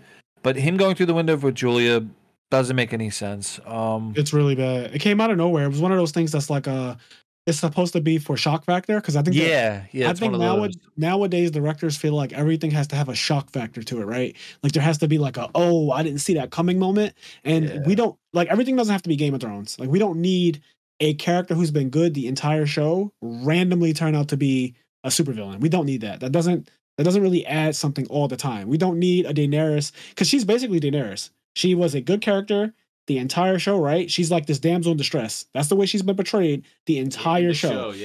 And then all of a sudden, at the last minute, she's, instead of being a damsel in distress, she is the fucking distress. It's like, what is happening now? Like, what just happened? She just becomes the supervillain. I have no interest in Julia the Crime Lord. Like, me either. And maybe if the show was written better, specifically if Julia and Vicious were written better, like, I'm not saying the idea of Julia, like, if they want to change things, if Julia ends up being the crime lord in another timeline, that's fine if it was just written better. She and Vicious are written horribly, and where it ends up is just garbage. Like, it's not good. Also, Cheyenne mentioned something that I do want to touch on, because this is one of my first notes. It's from episode 1, but it's also going back to the episode 5 in the anime where he gets thrown out the window in his fight with Vicious, and he throws the grenade back or whatever, and it blows up. He falls in the anime for what seems like a minute and a half long, with glass all around him, right? Flashback and stuff. But the fall is super slow motion, and it's a beautiful shot. Yeah, I love it. It even ages well. Like, I just watched it, and it ages well even in 2021. One of my favorite scenes of the entire series is him just falling backwards from the window.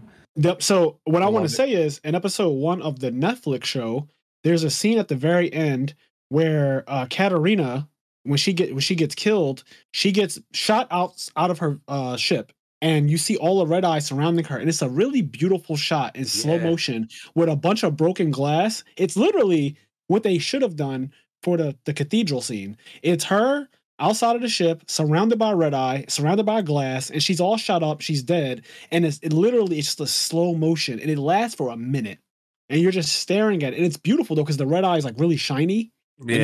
She's in a vacuum of space. She hasn't frozen yet, but it's really, really beautiful. And I thought that the show would have a lot more of that, and it didn't. Something that's just, as you bring real quick, the casting on Asimov, her boyfriend, is like a 10 out of 10. Literally, like, such a good casting. It's like they got the guy. Like, I don't know how they got him, but they got the guy. Like, I want to say on the note, look just like him. On the note of episode 1, and then also on the note of changing the way Julia and Vicious are. In one way, you can tell the people that made the show, or at least some of the people that made the show, some of the people are fans of Cowboy Bebop. I mean, with Jet and Spike's casting and some of the other things that are in there done really well. But there's other things where I go, did they understand what they were adapting? Because, for example, episode 1 is really poetic to the series as a whole, because the fact that episode 1 is about a boy and a girl trying to escape the syndicate together, you don't realize at the time, but that's what Spike and Julia tried to do. Spike and Julia tried to escape the syndicate together. And the fact that that's episode 1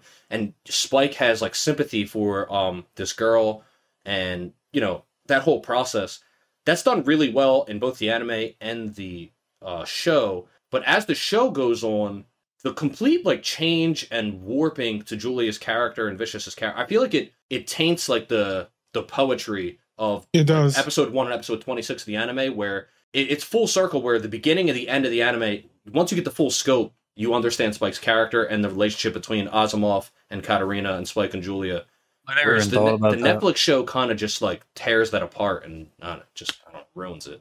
Yeah, I agree. I actually, now that you say that, I do like how episode 1 is basically the future of the entire show, is the escape, and pretty much what the past was is it's like the past, the present, and the future. Exactly. And in the anime, like Spike and Julia both die, just like Katarina and Asimov, and that's something that it ends in tragedy. That's something that's important about Cowboy Bebop as a whole. I've heard people just throughout my life say that Spike in general. This is a problem I have with the way people review things. Is some people have said Spike is a bad character because he doesn't have character development. Because by episode 1, episode 26, he's roughly the same character. He doesn't completely change. That's the point of Spike's character in a way. He's stuck in the past, even though he pretends to be. He even says it. My one eye sees the past. Oh, yeah, his different eyes. Like, similar like how Game of Thrones, where you do get punished, Spike dies at the end. And he dies because he can't get low. He dies because he doesn't develop as a character. Like, that's why Spike dies in a way. Yeah. He could have turned back. And that doesn't mean he's a bad character. I think I think in general, the cast of that anime is a pretty expertly written cast, and there's a lot of subtlety in the writing. I just enjoy it a lot, and I don't think... I do too. I love Faye's character in the anime. I really like her a lot. I understand why she does the things that she does. Yeah, she's a degenerate gambler, but she's also fucking... Dude, that's enough... Oh, man, it's so good. I'm sorry for cutting you off. But they don't go into her debt that much in the show. That's what I'm saying. I don't like that she's not a vicious gambling cheater who's really good at it. I don't like that she doesn't have that. What's the name that they gave her? The nickname? Like Lady Luck? Not Lady Luck, but something. In the early episodes, they call her something. She has like a name. Like a name. Does. I don't remember, but she and does. it basically alludes to her being able to cheat the casino. Like that's her thing. And she's good. And she even cheats later on when she's playing the game with Jet, and she gets him to strip down to his socks with the ankle. Oh yeah, that's a big part of her character, is that she can't help but gamble. She actually gambles away her winnings, even when they when they finally get a good bounty and they finally do get paid, she loses all her money. She's betting on horse races. There's that one episode where she loses all her money on horse races, and then at the end she's like walking away. She's like, maybe I should give up the ponies.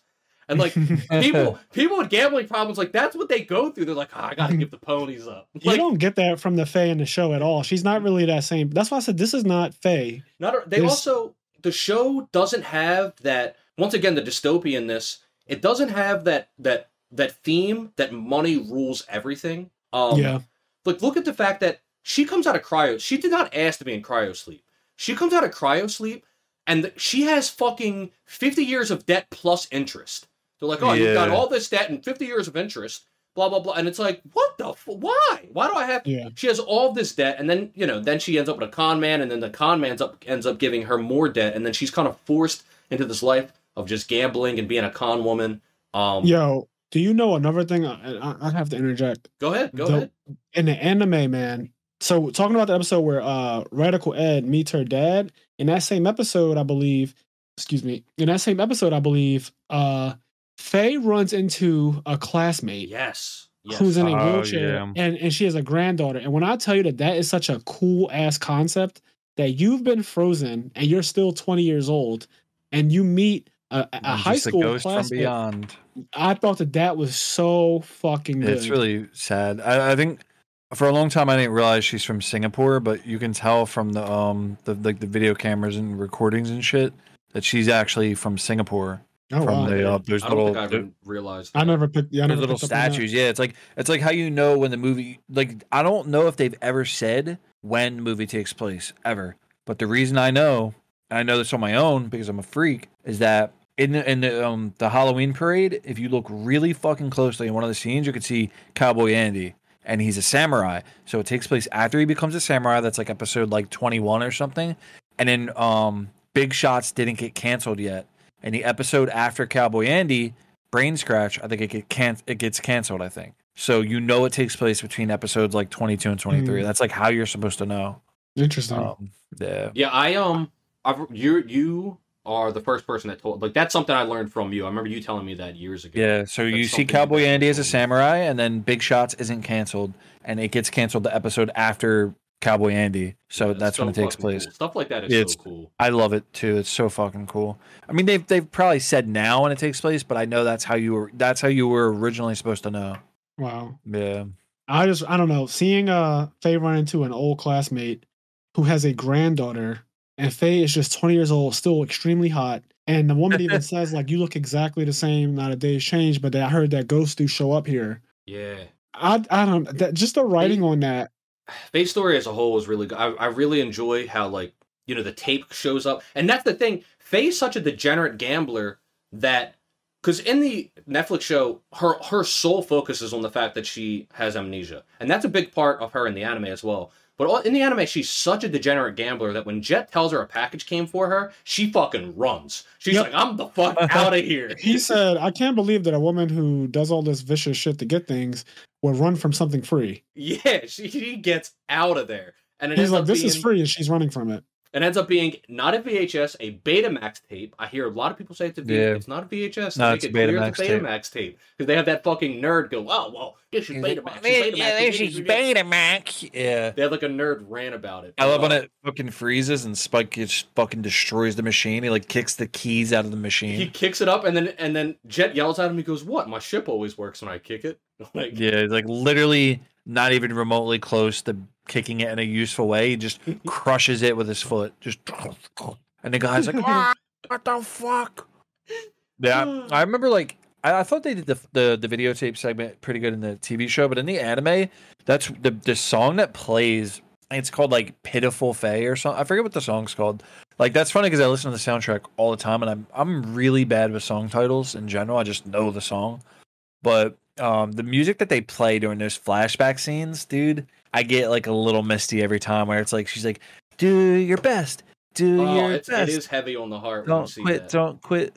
And she's like, "Hey, me," like, or good something. Morning. Like, yeah, and it's like, and she was like a good girl, and now she's like fucking up. She's like a little gambling addict. Like you're like, man, she just kind of went down the wrong path a bit. Like, but what hurts them, what makes it hurt is it's not even like it was her choice to go down the wrong path. You know, she got in this huge accident. She woke up with amnesia, and then as soon as she woke up, the fucking world was just taking advantage of her. Yep. And she had no memory. She had no basis.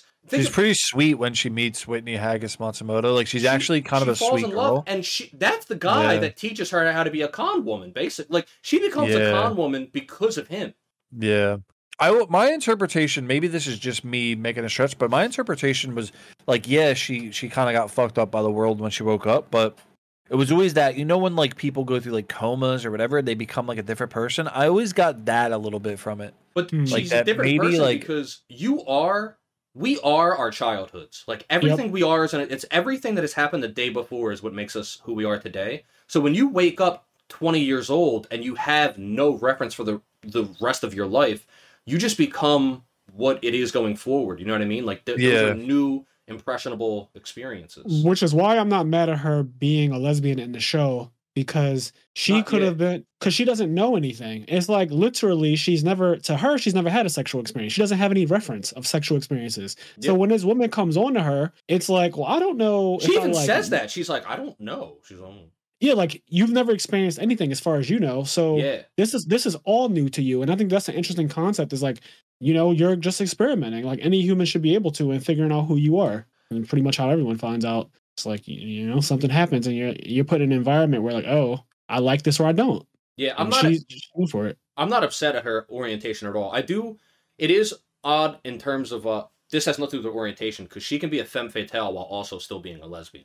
But once again, it is odd that there is aspects of her character that is heavily changed. Because like in the anime, she's aware that she's sexy and she uses that to her advantage. She's so aware of it. And I think that I love that about the anime Faye. I think that the anime Faye being so coy with men Yeah. And just like there's plenty of scenes where she kind of goes up to a guy, she gets really, really close to him, puts on a sensual voice, puts her boobs in his face. Hey, big boy. And then she points her gun at his ball sack and she's like, "You're gonna tell me right now." That guy, I remember that guy. He's like, she's like, "What? I thought you had a dragon tattoo," and she like rips it open. And he's like, "I got a thing for eels." Yeah, it's like an eel. Oh my god, I forgot about that. Because the guy with the dragon tattoo is like this little skinny kid, and he's right behind her. Yeah. On the VT episode. I really hope VT, if they do season 2, I really, really hope VT is in season 2. I really fucking like VT a lot. What do you guys think about what they did to Ein, the doggy? Doggo. He's basically not a character in the. I mean, in the TV show he's around, but the anime. But I think in the TV show he's almost not even really like. He's just a normal dog. Like, he also doesn't come until episode 3, which is a little late. And when he does come, he's not in it for much. And then when they use him as a machine because his eyeballs can play fucking visions. Yeah, and then also in the anime, they care about Ein. Like as much as because Spike even says after Ed joins, he goes, Jet. There's 3 things I hate: kids, animals, and women with bad attitudes, or something like that. And he's like, why do we have all 3? Why we have all 3 on the show? But you see especially throughout the episodes. He they become his family. Like, he does end up loving them, even if he can't let go of his past. That ends up being his downfall. He loves and has a family with these people. You can feel his depression, like when Ed and Ein leave, and he opens up to Faye at the very end. Yeah, so, it culminates where he's like, I have 2 different eyes. One's because I can't stop looking in the past or whatever. Yeah, and then she shoots the roof. It just sucks. I get it because Ein ends up being a fucking magical spy dog. But it just sucks because after that episode, they're like, all right, they just ditch Ein. And it just feels weird because in the anime, Ein is a part of that family. It's their dog in a way. Ein's in almost every episode too, by the way. And they just get rid of him. They're like, they fucking leave his ass on the dock and they're like, I'm out of here. I'm out of here. He's staying behind. Ein doesn't feel important at all in the Netflix show. There's no... Yeah. I actually something for him. My bad, you go. No, I was looking for him, and like as I was watching it, I kept on saying, "Where the fuck is Ein at?" Yeah. Something that's really funny to me is like, do you know that the dog's super fucking smart in the anime, but they don't really know or give a shit. I think Ed is the only one that realizes it's like a special dog, but like the dog's just smart as fuck, but they don't really know. They're just like, oh, okay, cool, it's a dog, but it's like as smart as like a fucking 13-year-old kid or something. Like it's like they're just a really smart fucking dog. Yeah, it's a data dog or whatever you want to call it. Yeah. Go ahead. What were you gonna say, Kenny? I was just gonna reiterate. Yeah, and then in the show, Ein just doesn't feel that important and doesn't feel part of the family. Okay, so I have to say this because this is like we all said, the show it is worth watching. I think it's pretty good overall, although it does have some awful things like Vicious and Julia. One of the other things though that's like if I had to have a top 3 list of things that the show is criminal for, it's Vicious, Julia in that order, and then the third thing is the fight choreography. I think that the choreography for all of the hand-to-hand combat is fucking terrible. It's not that good. If you go decent. Like I wasn't blown away, but I thought it was decent. No. Cheyenne, go back and watch some of the fight choreography and look at how the actors are literally going 1, 2, 3, 4. Nick said the same thing. Nick pretty much said the same thing. All right, 2 people said it. You're overruled. I'm telling you, Cheyenne, if you go back and watch it, it looks like me and you literally say, okay, I'm going to punch here. I want you to move here. So 1. Yeah, he was saying that like they keep pausing, and I was like, it's really bad though. It's like. And here's the thing, Cheyenne. The episode before this podcast is actually the Shang-Chi episode where we talked about how amazing the fighting choreography is for that Marvel movie. And it's all like old school Jackie Chan, Jet Li vibes. Oh, shit. It's very fluid and it's very good. And me and Kenny spent at least a half hour praising the fighting. If you go back to back that was something like that, though, you're going to spoil it for yourself. We went back to back. We literally went Shang-Chi. We did. We went Shang-Chi, praise. And then I watched this. And as I'm watching it, because I watched it all yesterday, as I'm watching it, I was like, this fighting choreography is god fucking awful. Yeah. There's one part where Spike, he does a rapid punch on somebody's chest. He's like, pop, pop, pop, pop, pop. Yeah. It looks so bad, though. Like, good. Awful. If you watch like any Korean movie with action in it, like pretty much any Korean movie, they fucking do like real life drop kicks on one another. Like they just do crazy shit. Like Shang-Chi, it's a Marvel movie, and Shine, you should watch it. It's one of the best Marvel movies, and the really fight choreography and a lot of the shots, it's done by the guy that does the choreography and the shots from The Matrix. And Shang-Chi it's got great choreography, and obviously, or maybe not obviously, but the Cowboy Bebop live action show, although there was like some moments where I was like, hey, that was cool, but overall the choreography was like I wasn't like disappointed though. I wasn't blown away. Like I thought the wedding scene where they fought in the bathroom, I thought that was a pretty good fight. It was okay, but all of the fighting I could literally spot the slowdown, the pause. There was I'm waiting for you to throw out your attack that I know is coming to my left foot. Like some pro wrestling shit. It just looked very scripted and not in a good way. Whereas I remember watching the anime and thinking to myself, man, like Spike be getting busy. And obviously it's an anime, so it's drawn. It's not the same, but I expected it to be a little bit better because Netflix has a lot of cash. Clearly, they spent a lot on the backdrops and stuff. Yeah, I just expected. Fucking really good. Set design is really atmospheric. It's very good, especially when they're on like what's the one planet starts with a T? I think it's that's one of Jupiter's moons.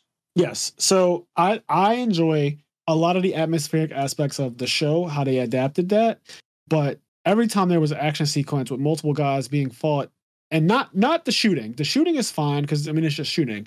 It's specifically when they go into martial arts. It just comes off so bad. But there's like Kenny said, there are cool parts. Like when Spike flipped the coin up into the air, and he did that fucking cool ass kick on it. Yeah, that was opening scene. That was cool. Another the gunplay for the most part's fine, but like Vicious, I thought his swordplay was pretty bad. It was like his swordplay was good. The swordplay. I don't fucking remember. It's borderline non-existent. Use his goddamn fucking sword. Yeah, like dude, the coup, the scene where he does the coup. Like that's one of the scenes where he's supposed to be getting busy with his sword, and like it doesn't look good. It doesn't look good. Also, speaking of the coup, as far as I know, this is an original character. I don't recall this being anybody. The black guy. I love that black guy that fucking eats people's nuts. That guy. He said, he said, hold on, and I quote: "You'll never know true power until you've tasted the balls of a man who's wronged you." Dude, I fucking love that character. He reminded me of like a Quentin Tarantino character or like Django Unchained. He felt like he was from Django Unchained or some shit. His name was Santiago the Eunuch. Wow, he was the shit. He ate his own nuts, or somebody ate his nuts. He's not a eunuch because of I love. I did you guys catch on pretty quickly that he used the face changer on him? Yeah, I caught on immediately. I forget when exactly I caught it, but my favorite, because I think in the anime, I'm pretty sure Abdul Hakim just gets face surgery because it's like fucking top notch. It's so funny when they're at that bar. There's like a sexy ass lady just like leading the guy away. She's like, "Come on, he's gonna get surprised later." It just turns into an old lady, like it glitches out for a second, and she's like, her voice would just be like, "Come on, honey, let's go to this special room." So it's like. In that episode in the show, they talk about Jet explains that the way the face change technology works, especially the old versions, it leaves like a scar on your wrist, and he talks about that, and that's earlier in the series.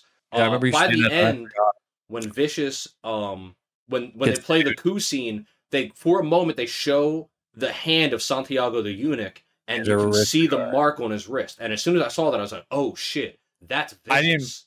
I didn't realize he said that at all. Like, as soon as I saw the mark on his wrist, I was like, "Oh shit!" Like Santiago is Vicious right now. Yeah. So you realized quicker than me because I completely like just didn't pay attention to the scar on the wrist thing. Yeah, as soon as I saw it, I realized. That guy was a shit though. That guy was cool, man. Yeah, I like Santiago. You know what guy? It was another guy. I think they kind of want to be like that, and he's like a little corny for me. Was Whitney's like boyfriend, or like the Russian boyfriend dude? Oh, the Iron Mink. Yeah, I don't know if I liked him or not. I kind of like the Iron Mink. He was another. I think if they brought him back, did he die? I don't remember. Did they no, just he make didn't die. He just like he ended up fucking the mom. Like, if they brought him back and did some shit with him, maybe it could be cool. But I wasn't.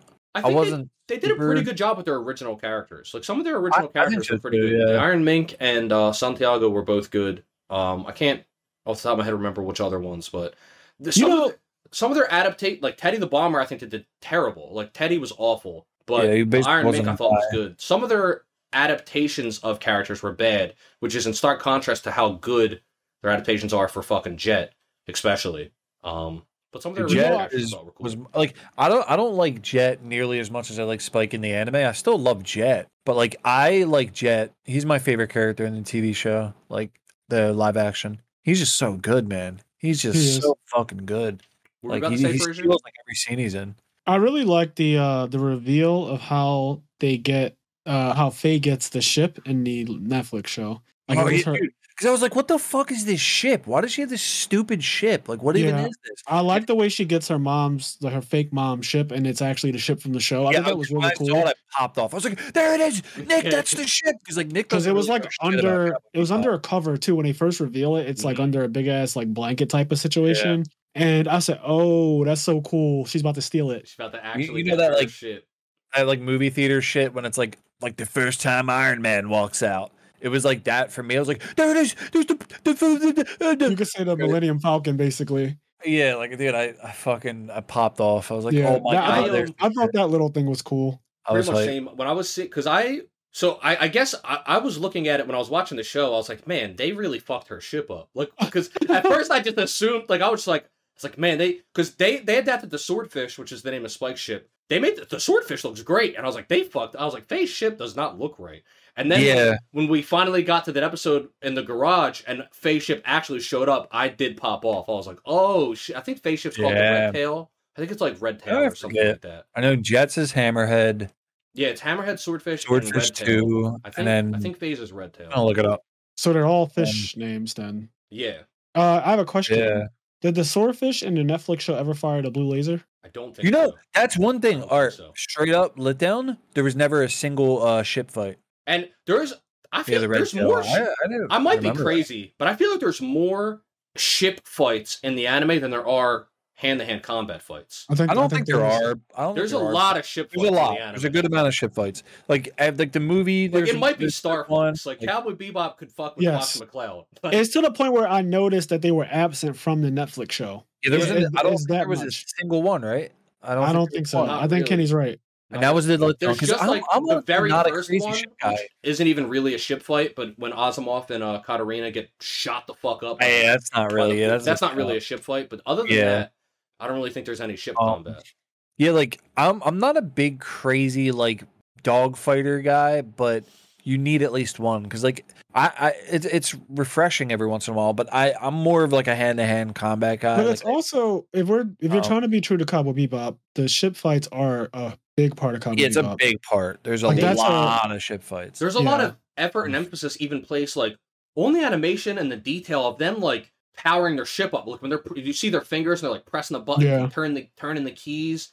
Like man, I just want to see the blue laser. I want to see the fucking Swordfish. I'll be honest with you. I brought this topic up only because of the blue laser. I just asked, where the fuck was the blue laser at? Did I miss it? Maybe I was dozing off. Because the blue laser is such a cool part of the anime to me. Yeah. Especially the first time you see it, you're like, what? I didn't know he could do that. Yeah, it just shoots out this crazy ass blue laser and it always wipes out whatever it's targeting. Yeah, I love how dirty the fucking ships are and stuff. Like if they feel so real, like the Swordfish 2 is such a hunk of shit. Yeah, but he just works miracles with it. Like it looks like a battle damaged Gundam or some shit. I love on that note. I love his mechanic when you finally meet his mechanic and his mechanic ship is like a old NASA space. They better fucking. It was Columbia. They better fucking bring that episode in. That's one of my favorite episodes. A really good episode. Which one is that? The one with the spaceship and it's like Spike goes Miles. Spike goes to this mechanic, and the mechanic is fixing the Swordfish. Oh, he ends up being the actual guy, right? What actual guy? Because don't they meet the guy who made the Swordfish or some shit like that at one point in the anime? Yeah, he's like their mechanic.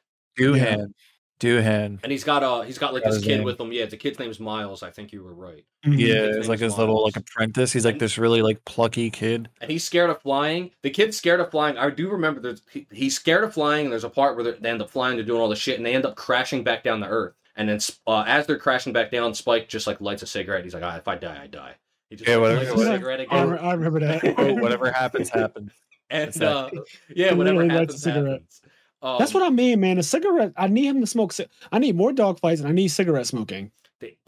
Dude. There's a scene when in that episode, those are parts of Spike character. I don't. In the episode where Cheyenne said it's his least favorite episode, Boogie Woogie Feng Shui. One of my least. Yeah. Jet is like traveling with one of his good friend's daughter. There's a part where she's on the ship. All right, I just thought of two things. There's one part where Faye's like, "Hey, Jet's in there with a woman." Oh yeah. And so they're all in the hall. Spike and Faye's in the hallway, and they're looking at Jet and the girl. And Faye goes, "She's too young." Faye goes, "Do you think it's his girlfriend?" And Spike goes, "She's too young." And then Faye goes, "Well, maybe he's into that kind of thing." And he goes, "Well, she's too old." And like it's such. Oh, I remember that. That scene is wild. Like, Cheyenne, here we go again. Too mature for a kid, but for an adult, yeah. Oh man, that was wild. That's so good. Like I love it. I think that even because he's like, oh yeah, like I'm not that old to be your dad. Maybe I could be like an older brother because he doesn't want to be entirely out of that. Like, but he's just like maybe an older brother. Like, I don't know. The other thing I was going to say, it's right along with that scene because then they go in. And then Faye and Spike are just smoking up a storm. And they're talking to the girl, and they're just like smoking. She's like coughing. And she's just sitting in the fucking middle, and there's smoke everywhere. And Jet's like, no smoking in the ship. And they're like, what? And he's like, no smoking in the ship. And they go outside. But it's another moment of just how much smoking is in the show. Because we've all been there where you're just like in a room with like two old people, and they're just smoking. She's just sitting there like, these fucking people, I can't breathe. Like, they're just smoking all over me. But yeah, I agree. I don't. From my memory, I don't think the show utilizes just how much they smoke, and that is a part of their character and a part of the feel. No smoking, no dogfighting. Because sometimes when Spike smokes, it's at some of the most ridiculous times, like we just talked about. They're about to literally die, and he pulls out a cigarette and says, "All right, well, fuck it. Whatever happens, happens." I think that's such a big part of who he is as a person. Yeah, is like, I'm just living in a moment, and you know, there's other ways to capture that whole like, well, if I die, I die. But they didn't do that in the Netflix show very well. They did it one time, to my memory, and it's when he's hanging off the side of the strip club. He's like falls off the side of the strip club, and Jet's holding him, and he's upside down. And as he's hanging, he like lights a cigarette. That's like the only time I remember them doing it in the Netflix show. You know, a good thing that was happening to me. It's almost. I mean, it's not really a good thing, but my memories as I was watching the show, because I haven't seen the anime in like 5 years.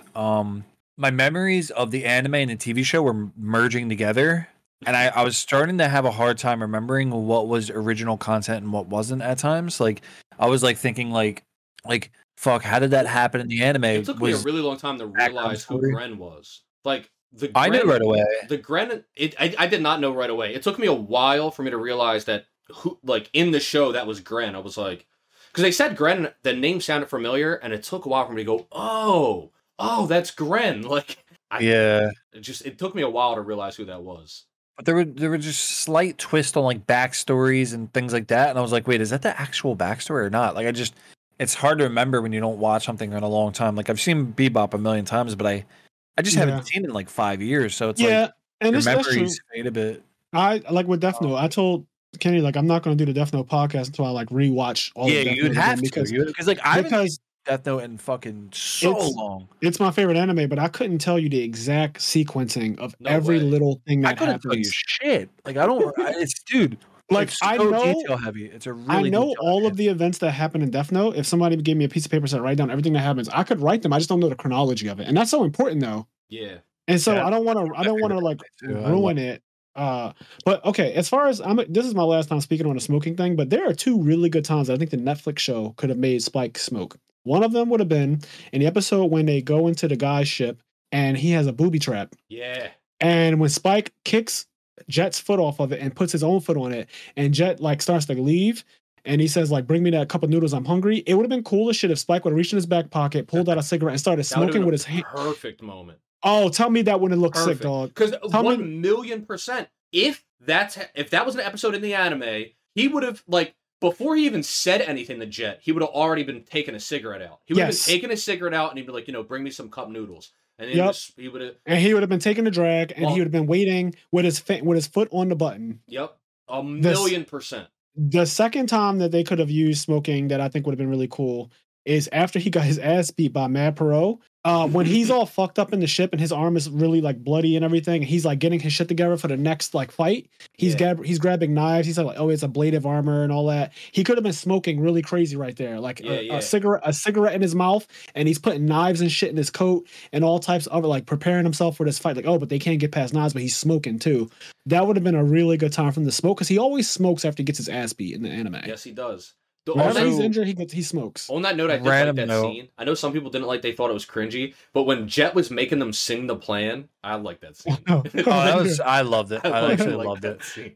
Yeah, that part was cool. I like shit like that a lot. He was like, I did not realize. It was a plan again. And then Faye and Spike are like, da da da da da da. Yeah. Dude, I don't think I realized until just this moment that Vicious's bodyguards were Shin and Lin. Yes. I did not realize that until right now. They kept saying that. Random dude. I thought that Shin was going to betray him the entire time because I was like, well, because Shin... he helped Spike. And, in the end. But I did not even like now. It never even occurred to me that that's who they were. I thought we didn't see them yet. I thought they'd pop up in like season 2 or 3 or something.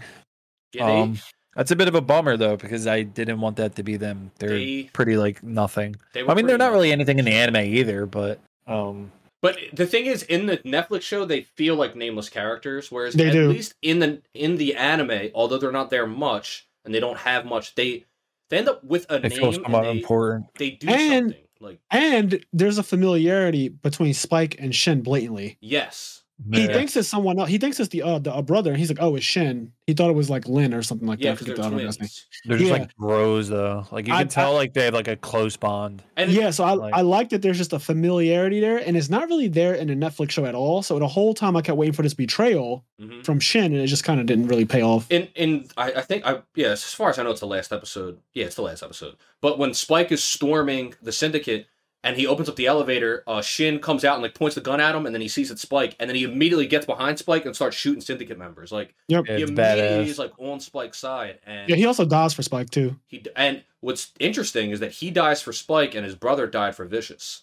His brother died protecting Vicious. Damn, I didn't even fucking think about that. That's crazy.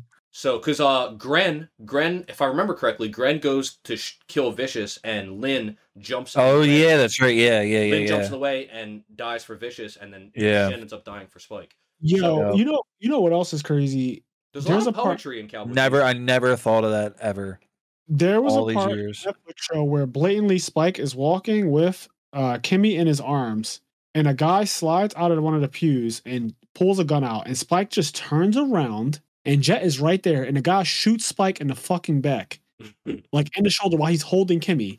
And at first I thought Spike was on Red Eye. I thought Spike had just taken Red Eye, and we didn't like see it. Like it was gonna be like a reveal. Because the way he reacted to getting shot in the fucking shoulder like that with Kimmy, like he's holding Kimmy, and Jet is too weak because his leg got fucked up by Vicious stomping it. So Jet is like behind him, and the guy slides out the pew with a pistol. He shoots one time, and Spike literally just turns around, takes the shot, and doesn't even. It's like a quick Yeah. And I was like, dude, we got to talk about fucking Faye. She gets like shot in like the neck arm area and just chills. Yeah, they do. She is fine. But eating that one was starting to get to me, dude. Faye had a fucking bullet in her arm for like 30 minutes. She was just walking around doing shit. She's like making a sandwich. It was bleeding down her arm, dude. She was about to start playing like on a fucking GameCube. Like she was doing everything normal. Yeah. Like it's like you have a bullet in your arm. Like what? Like does this not affect her at all? They eat bullets. But the one with Faye, that was the one that like I vividly remember. I was like, this is just fucking stupid. Oh, I thought that Spike was on Red Eye in the last episode. I'm gonna tell you just now, he took that gunshot. I said, okay. My man did not react to that. What did you feel about the Faye one, Fraser? I just kept staring at her arm, thinking to myself, "Is she gonna fix that?" It was so bloody. Like they made a note of how bloody. You know what I'm talking about? It stopped bleeding. It stopped bleeding too, but it was just covered in blood. But it was soiled. Her whole outfit on the one side, it was like soiled with dry blood, and her arm was just covered in dry blood. And I kept staring at it, thinking to myself, "What the hell is going on?" She would never let herself look like that. Not even about looking. It was just like she was just too casual. Like it was like it happened the 19th time in her life. She's like, "Oh no, biggie. I'm gonna fucking listen to some music." Like she was just doing everything a person without a gunshot wound would be doing. Yeah, they can randomly tank damage in the show for some reason. Yeah, she tanked that shit hard. Just taking shots, and they're like, "All right," because like in the anime. Spike, for the most part, dodges most of the bullets, but when he gets shot by Lin, he gets pretty fucked up. When he's wearing the really big puffy jacket, like Lin puts him down, and he like goes unconscious for a bit. He gets shot a couple times in anime. It's actually pretty cool. The one episode that I liked, Cheyenne said he didn't like it really, was the one with the little kid who has the guy in a wheelchair. Yeah. I fucking love that episode. Well, you swayed me back to it when we were talking about it at Medina's. You kind of swayed me back to it a bit. That episode is really good, and I think that when Spike gets shot, that's like I was like, oh, the main character actually just got hit here. The little boy popped him. Yeah, I gotta rewatch it. For some reason, it's really blurry in my memory. I can't really remember that one. It's an anthology, so you can just watch it out of order. Yeah. That's. I want to bring up something about that. I do want to say I think Cowboy Bebop is actually better if you don't the anime. The Netflix show is designed to be binged because it's Netflix. I think the anime is better not being binged. Obviously, people do whatever you want. You can binge it. I agree. I've binged it before. But as a episodic show, it's a show, and I think purposefully designed with the medium in mind. It is designed to be watched weekly. Because I can tell. Yeah, there's gaps in it. For example, all the episodes we see, most of the episodes we see, they almost never actually get the bounty. Sometimes they do. But then you do see in some episodes, like the episode will start with them turning a bounty in and they'll have some money and stuff. It's kind of designed where you watch an episode and then your week goes by and you can think about it. And so even though, for example, Ed isn't in a lot of episodes or doesn't have big moments in a lot of episodes, when you watch something not back to back over a period of time, it feels like they're in more of it because you know that like they talk about like something they've done in an episode you haven't seen yet. You know what I mean? You have a little more time to digest it as well. Yeah, and it just kind of sits with you. I think this is true for anthologies, period. Because I can say the same thing about the show Mad Men. I don't know if you guys ever saw Mad Men. I haven't seen it, but I think Cheyenne has. Mad Men only like 2 or 3 seasons. Okay, Mad Men is in my top 5 shows of all time. It's one of the best shows ever written, and it's really, really good. It's an anthology, but it has an overarching story in the background that's culminating. So I say all that to say, when I was watching Mad Men, I was kind of binging it because it kind of has that anthology thing going on where every episode is independent of the last one. Binging it does become a little jarring at points, especially when you cross seasons, because the characters get older, like they have kids, and the kids will just be like 2 years older now. And so when you're just like binging it and you go from episode to episode and there's all these different things happening, it is kind of a lot to take in. Because it's not just one cohesive, well, it is a cohesive story, but it's not one continuous story happening. It's kind of like this episode focuses on these 2 characters, and then this episode completely drops those characters altogether. They're not in it at all. And now we're just going to focus on this. And I don't know, it does benefit from like a 1 episode at a time vibe, like what you're saying, like 1 episode per week or 1 episode per day even actually helps it out a lot. Yeah, because it gives you time to sit with it. It gives you time to digest it. It puts that mental break. Because you're putting time between watching the episodes, it also puts time between the episodes. I think it allows it to more organically kind of be. Because it's also possible that the reason why I didn't like the Ganymede Meat Lobster episode is because I had just seen, Ballad of whatever. Yeah, no, that's true. Going from that to that, I'm like, what the? And that, I didn't literally go from that to that because they're not concurrent. It's like a little homage to some horror shit. But I watched them in the same night, and that's the problem. Is that in the same night, I just saw Vicious and Spike have this epic church moment. He gets thrown out the window, and they do that for a minute long, and then I go to like a fucking slime, haunted fucking slime. But they do that. You'll notice. Like they'll have like really tense episodes, and then they'll have like just a goofy episode, like mushrooms. Yeah, like they'll have the 2-parter. I forget what it's called, but it's a great Jupiter Jazz. With and then you have fucking Mushroom Samba. It's like what the hell's going on? But it's also mushrooms. That's another thing. I said this multiple times, but just as an example, Mushroom Samba had like the Shaft brothers. Like every episode plays an homage to. Old like blaxploitation, some kind of old movie, and like that was the blaxploitation genre was shown off in the Mushroom Samba episode with I think they had like 3 or 4 characters, and you got like the Blob and like that kind of shit with Toys in the Attic, which is the spooky one, and you got blaxploitation, and you got you just kind of get like a little bit of everything. Yeah, each episode is its own little movie, its own reference and homage to different styles and I'm genres. actually not an anthology guy. I fucking don't like them. It's probably the most I like something that is an anthology. Like I'm just not an anthology guy. But you do as we know, you fucking love Cowboy Bebop. Yeah. Like I love it. And like Black Mirror, I also love Black Mirror. That's an anthology, and that's like I love that show as well. But like I really, really, really don't like anthology things like at all. Like 0%. I like 40% of every Black Mirror season. Like half of the episodes in every season of Black Mirror is just like I think absolute same. For me, it's like 75%. I like it 75, and then there's like every once in a while there's a dud where like this episode's fucking terrible. Yeah, there's an episode of Black Mirror that was it's based on a Penn Jillette story. Random note. No, I didn't know that. Yeah, I don't. Yeah, I'm not a big fan of Black Mirror. Like I said, I like maybe 40% of every season, so I don't. I hope they bring it back eventually. Much. Yeah. All right. Well, we do need to start to wrap this one up. Yeah. So before we go too far, let me give a shout out to our patrons over at Patreon. Let's see. We have Connie, Austin, Leon, Quest, Garen, Xavier, Hylian, TCG Automotive, Silver Chronic, Tyree Tensley.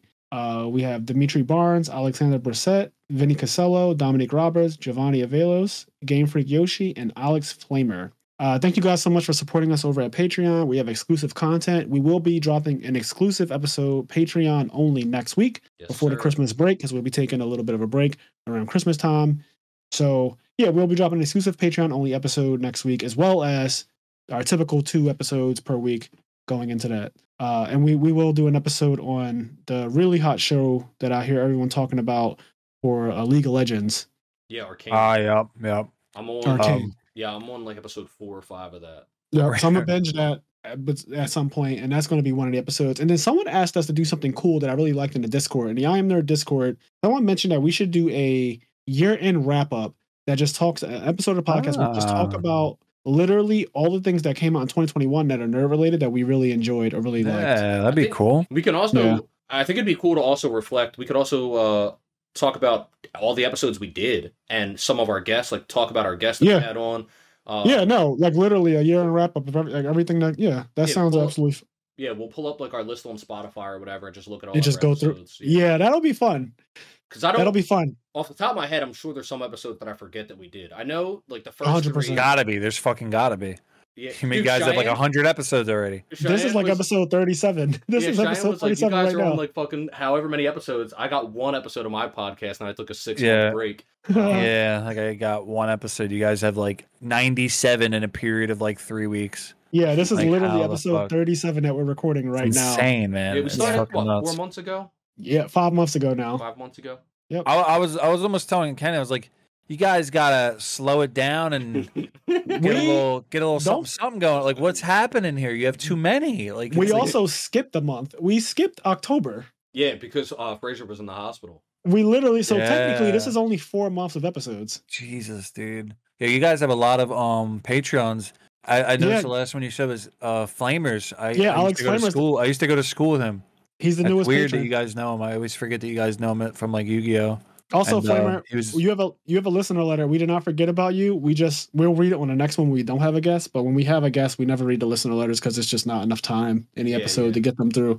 But we will be reading your listener letter in the next episode because you're a patron. So yours is guaranteed to be read no matter what it 100%. is. Unless it's like that's cool. I hope you like that, Alex. Yeah, man. That'd be some good shit. I had fun. I want to do. Like always, we'll end up talking more about it. But I feel like there's even more stuff about Cowboy Bebop that we could talk about, but we'll get to it. You can never talk about everything in one go. Yeah. Well, that's the good thing about the podcast. It's going to last for a long time, so we can always come back to stuff. We've said it many times, but they're never going to stop having like TV shows and video games and shit. So when all that, like when the world ends, you guys are going to be kind of fucked. Yes, but that's not really going to happen. So exactly. Well, even when the world ends, there's so much content. We still have to do. This will probably consolidate like a year of episodes or something, but I'm so excited to do an episode per arc of One Piece. Like I will break down every. The thing I can't wait for. I'll never forgive you guys. The Last of Us on HBO when that comes back, like when that comes on, you got to have me on for that one. That's like I'll fucking die if I'm not on that one.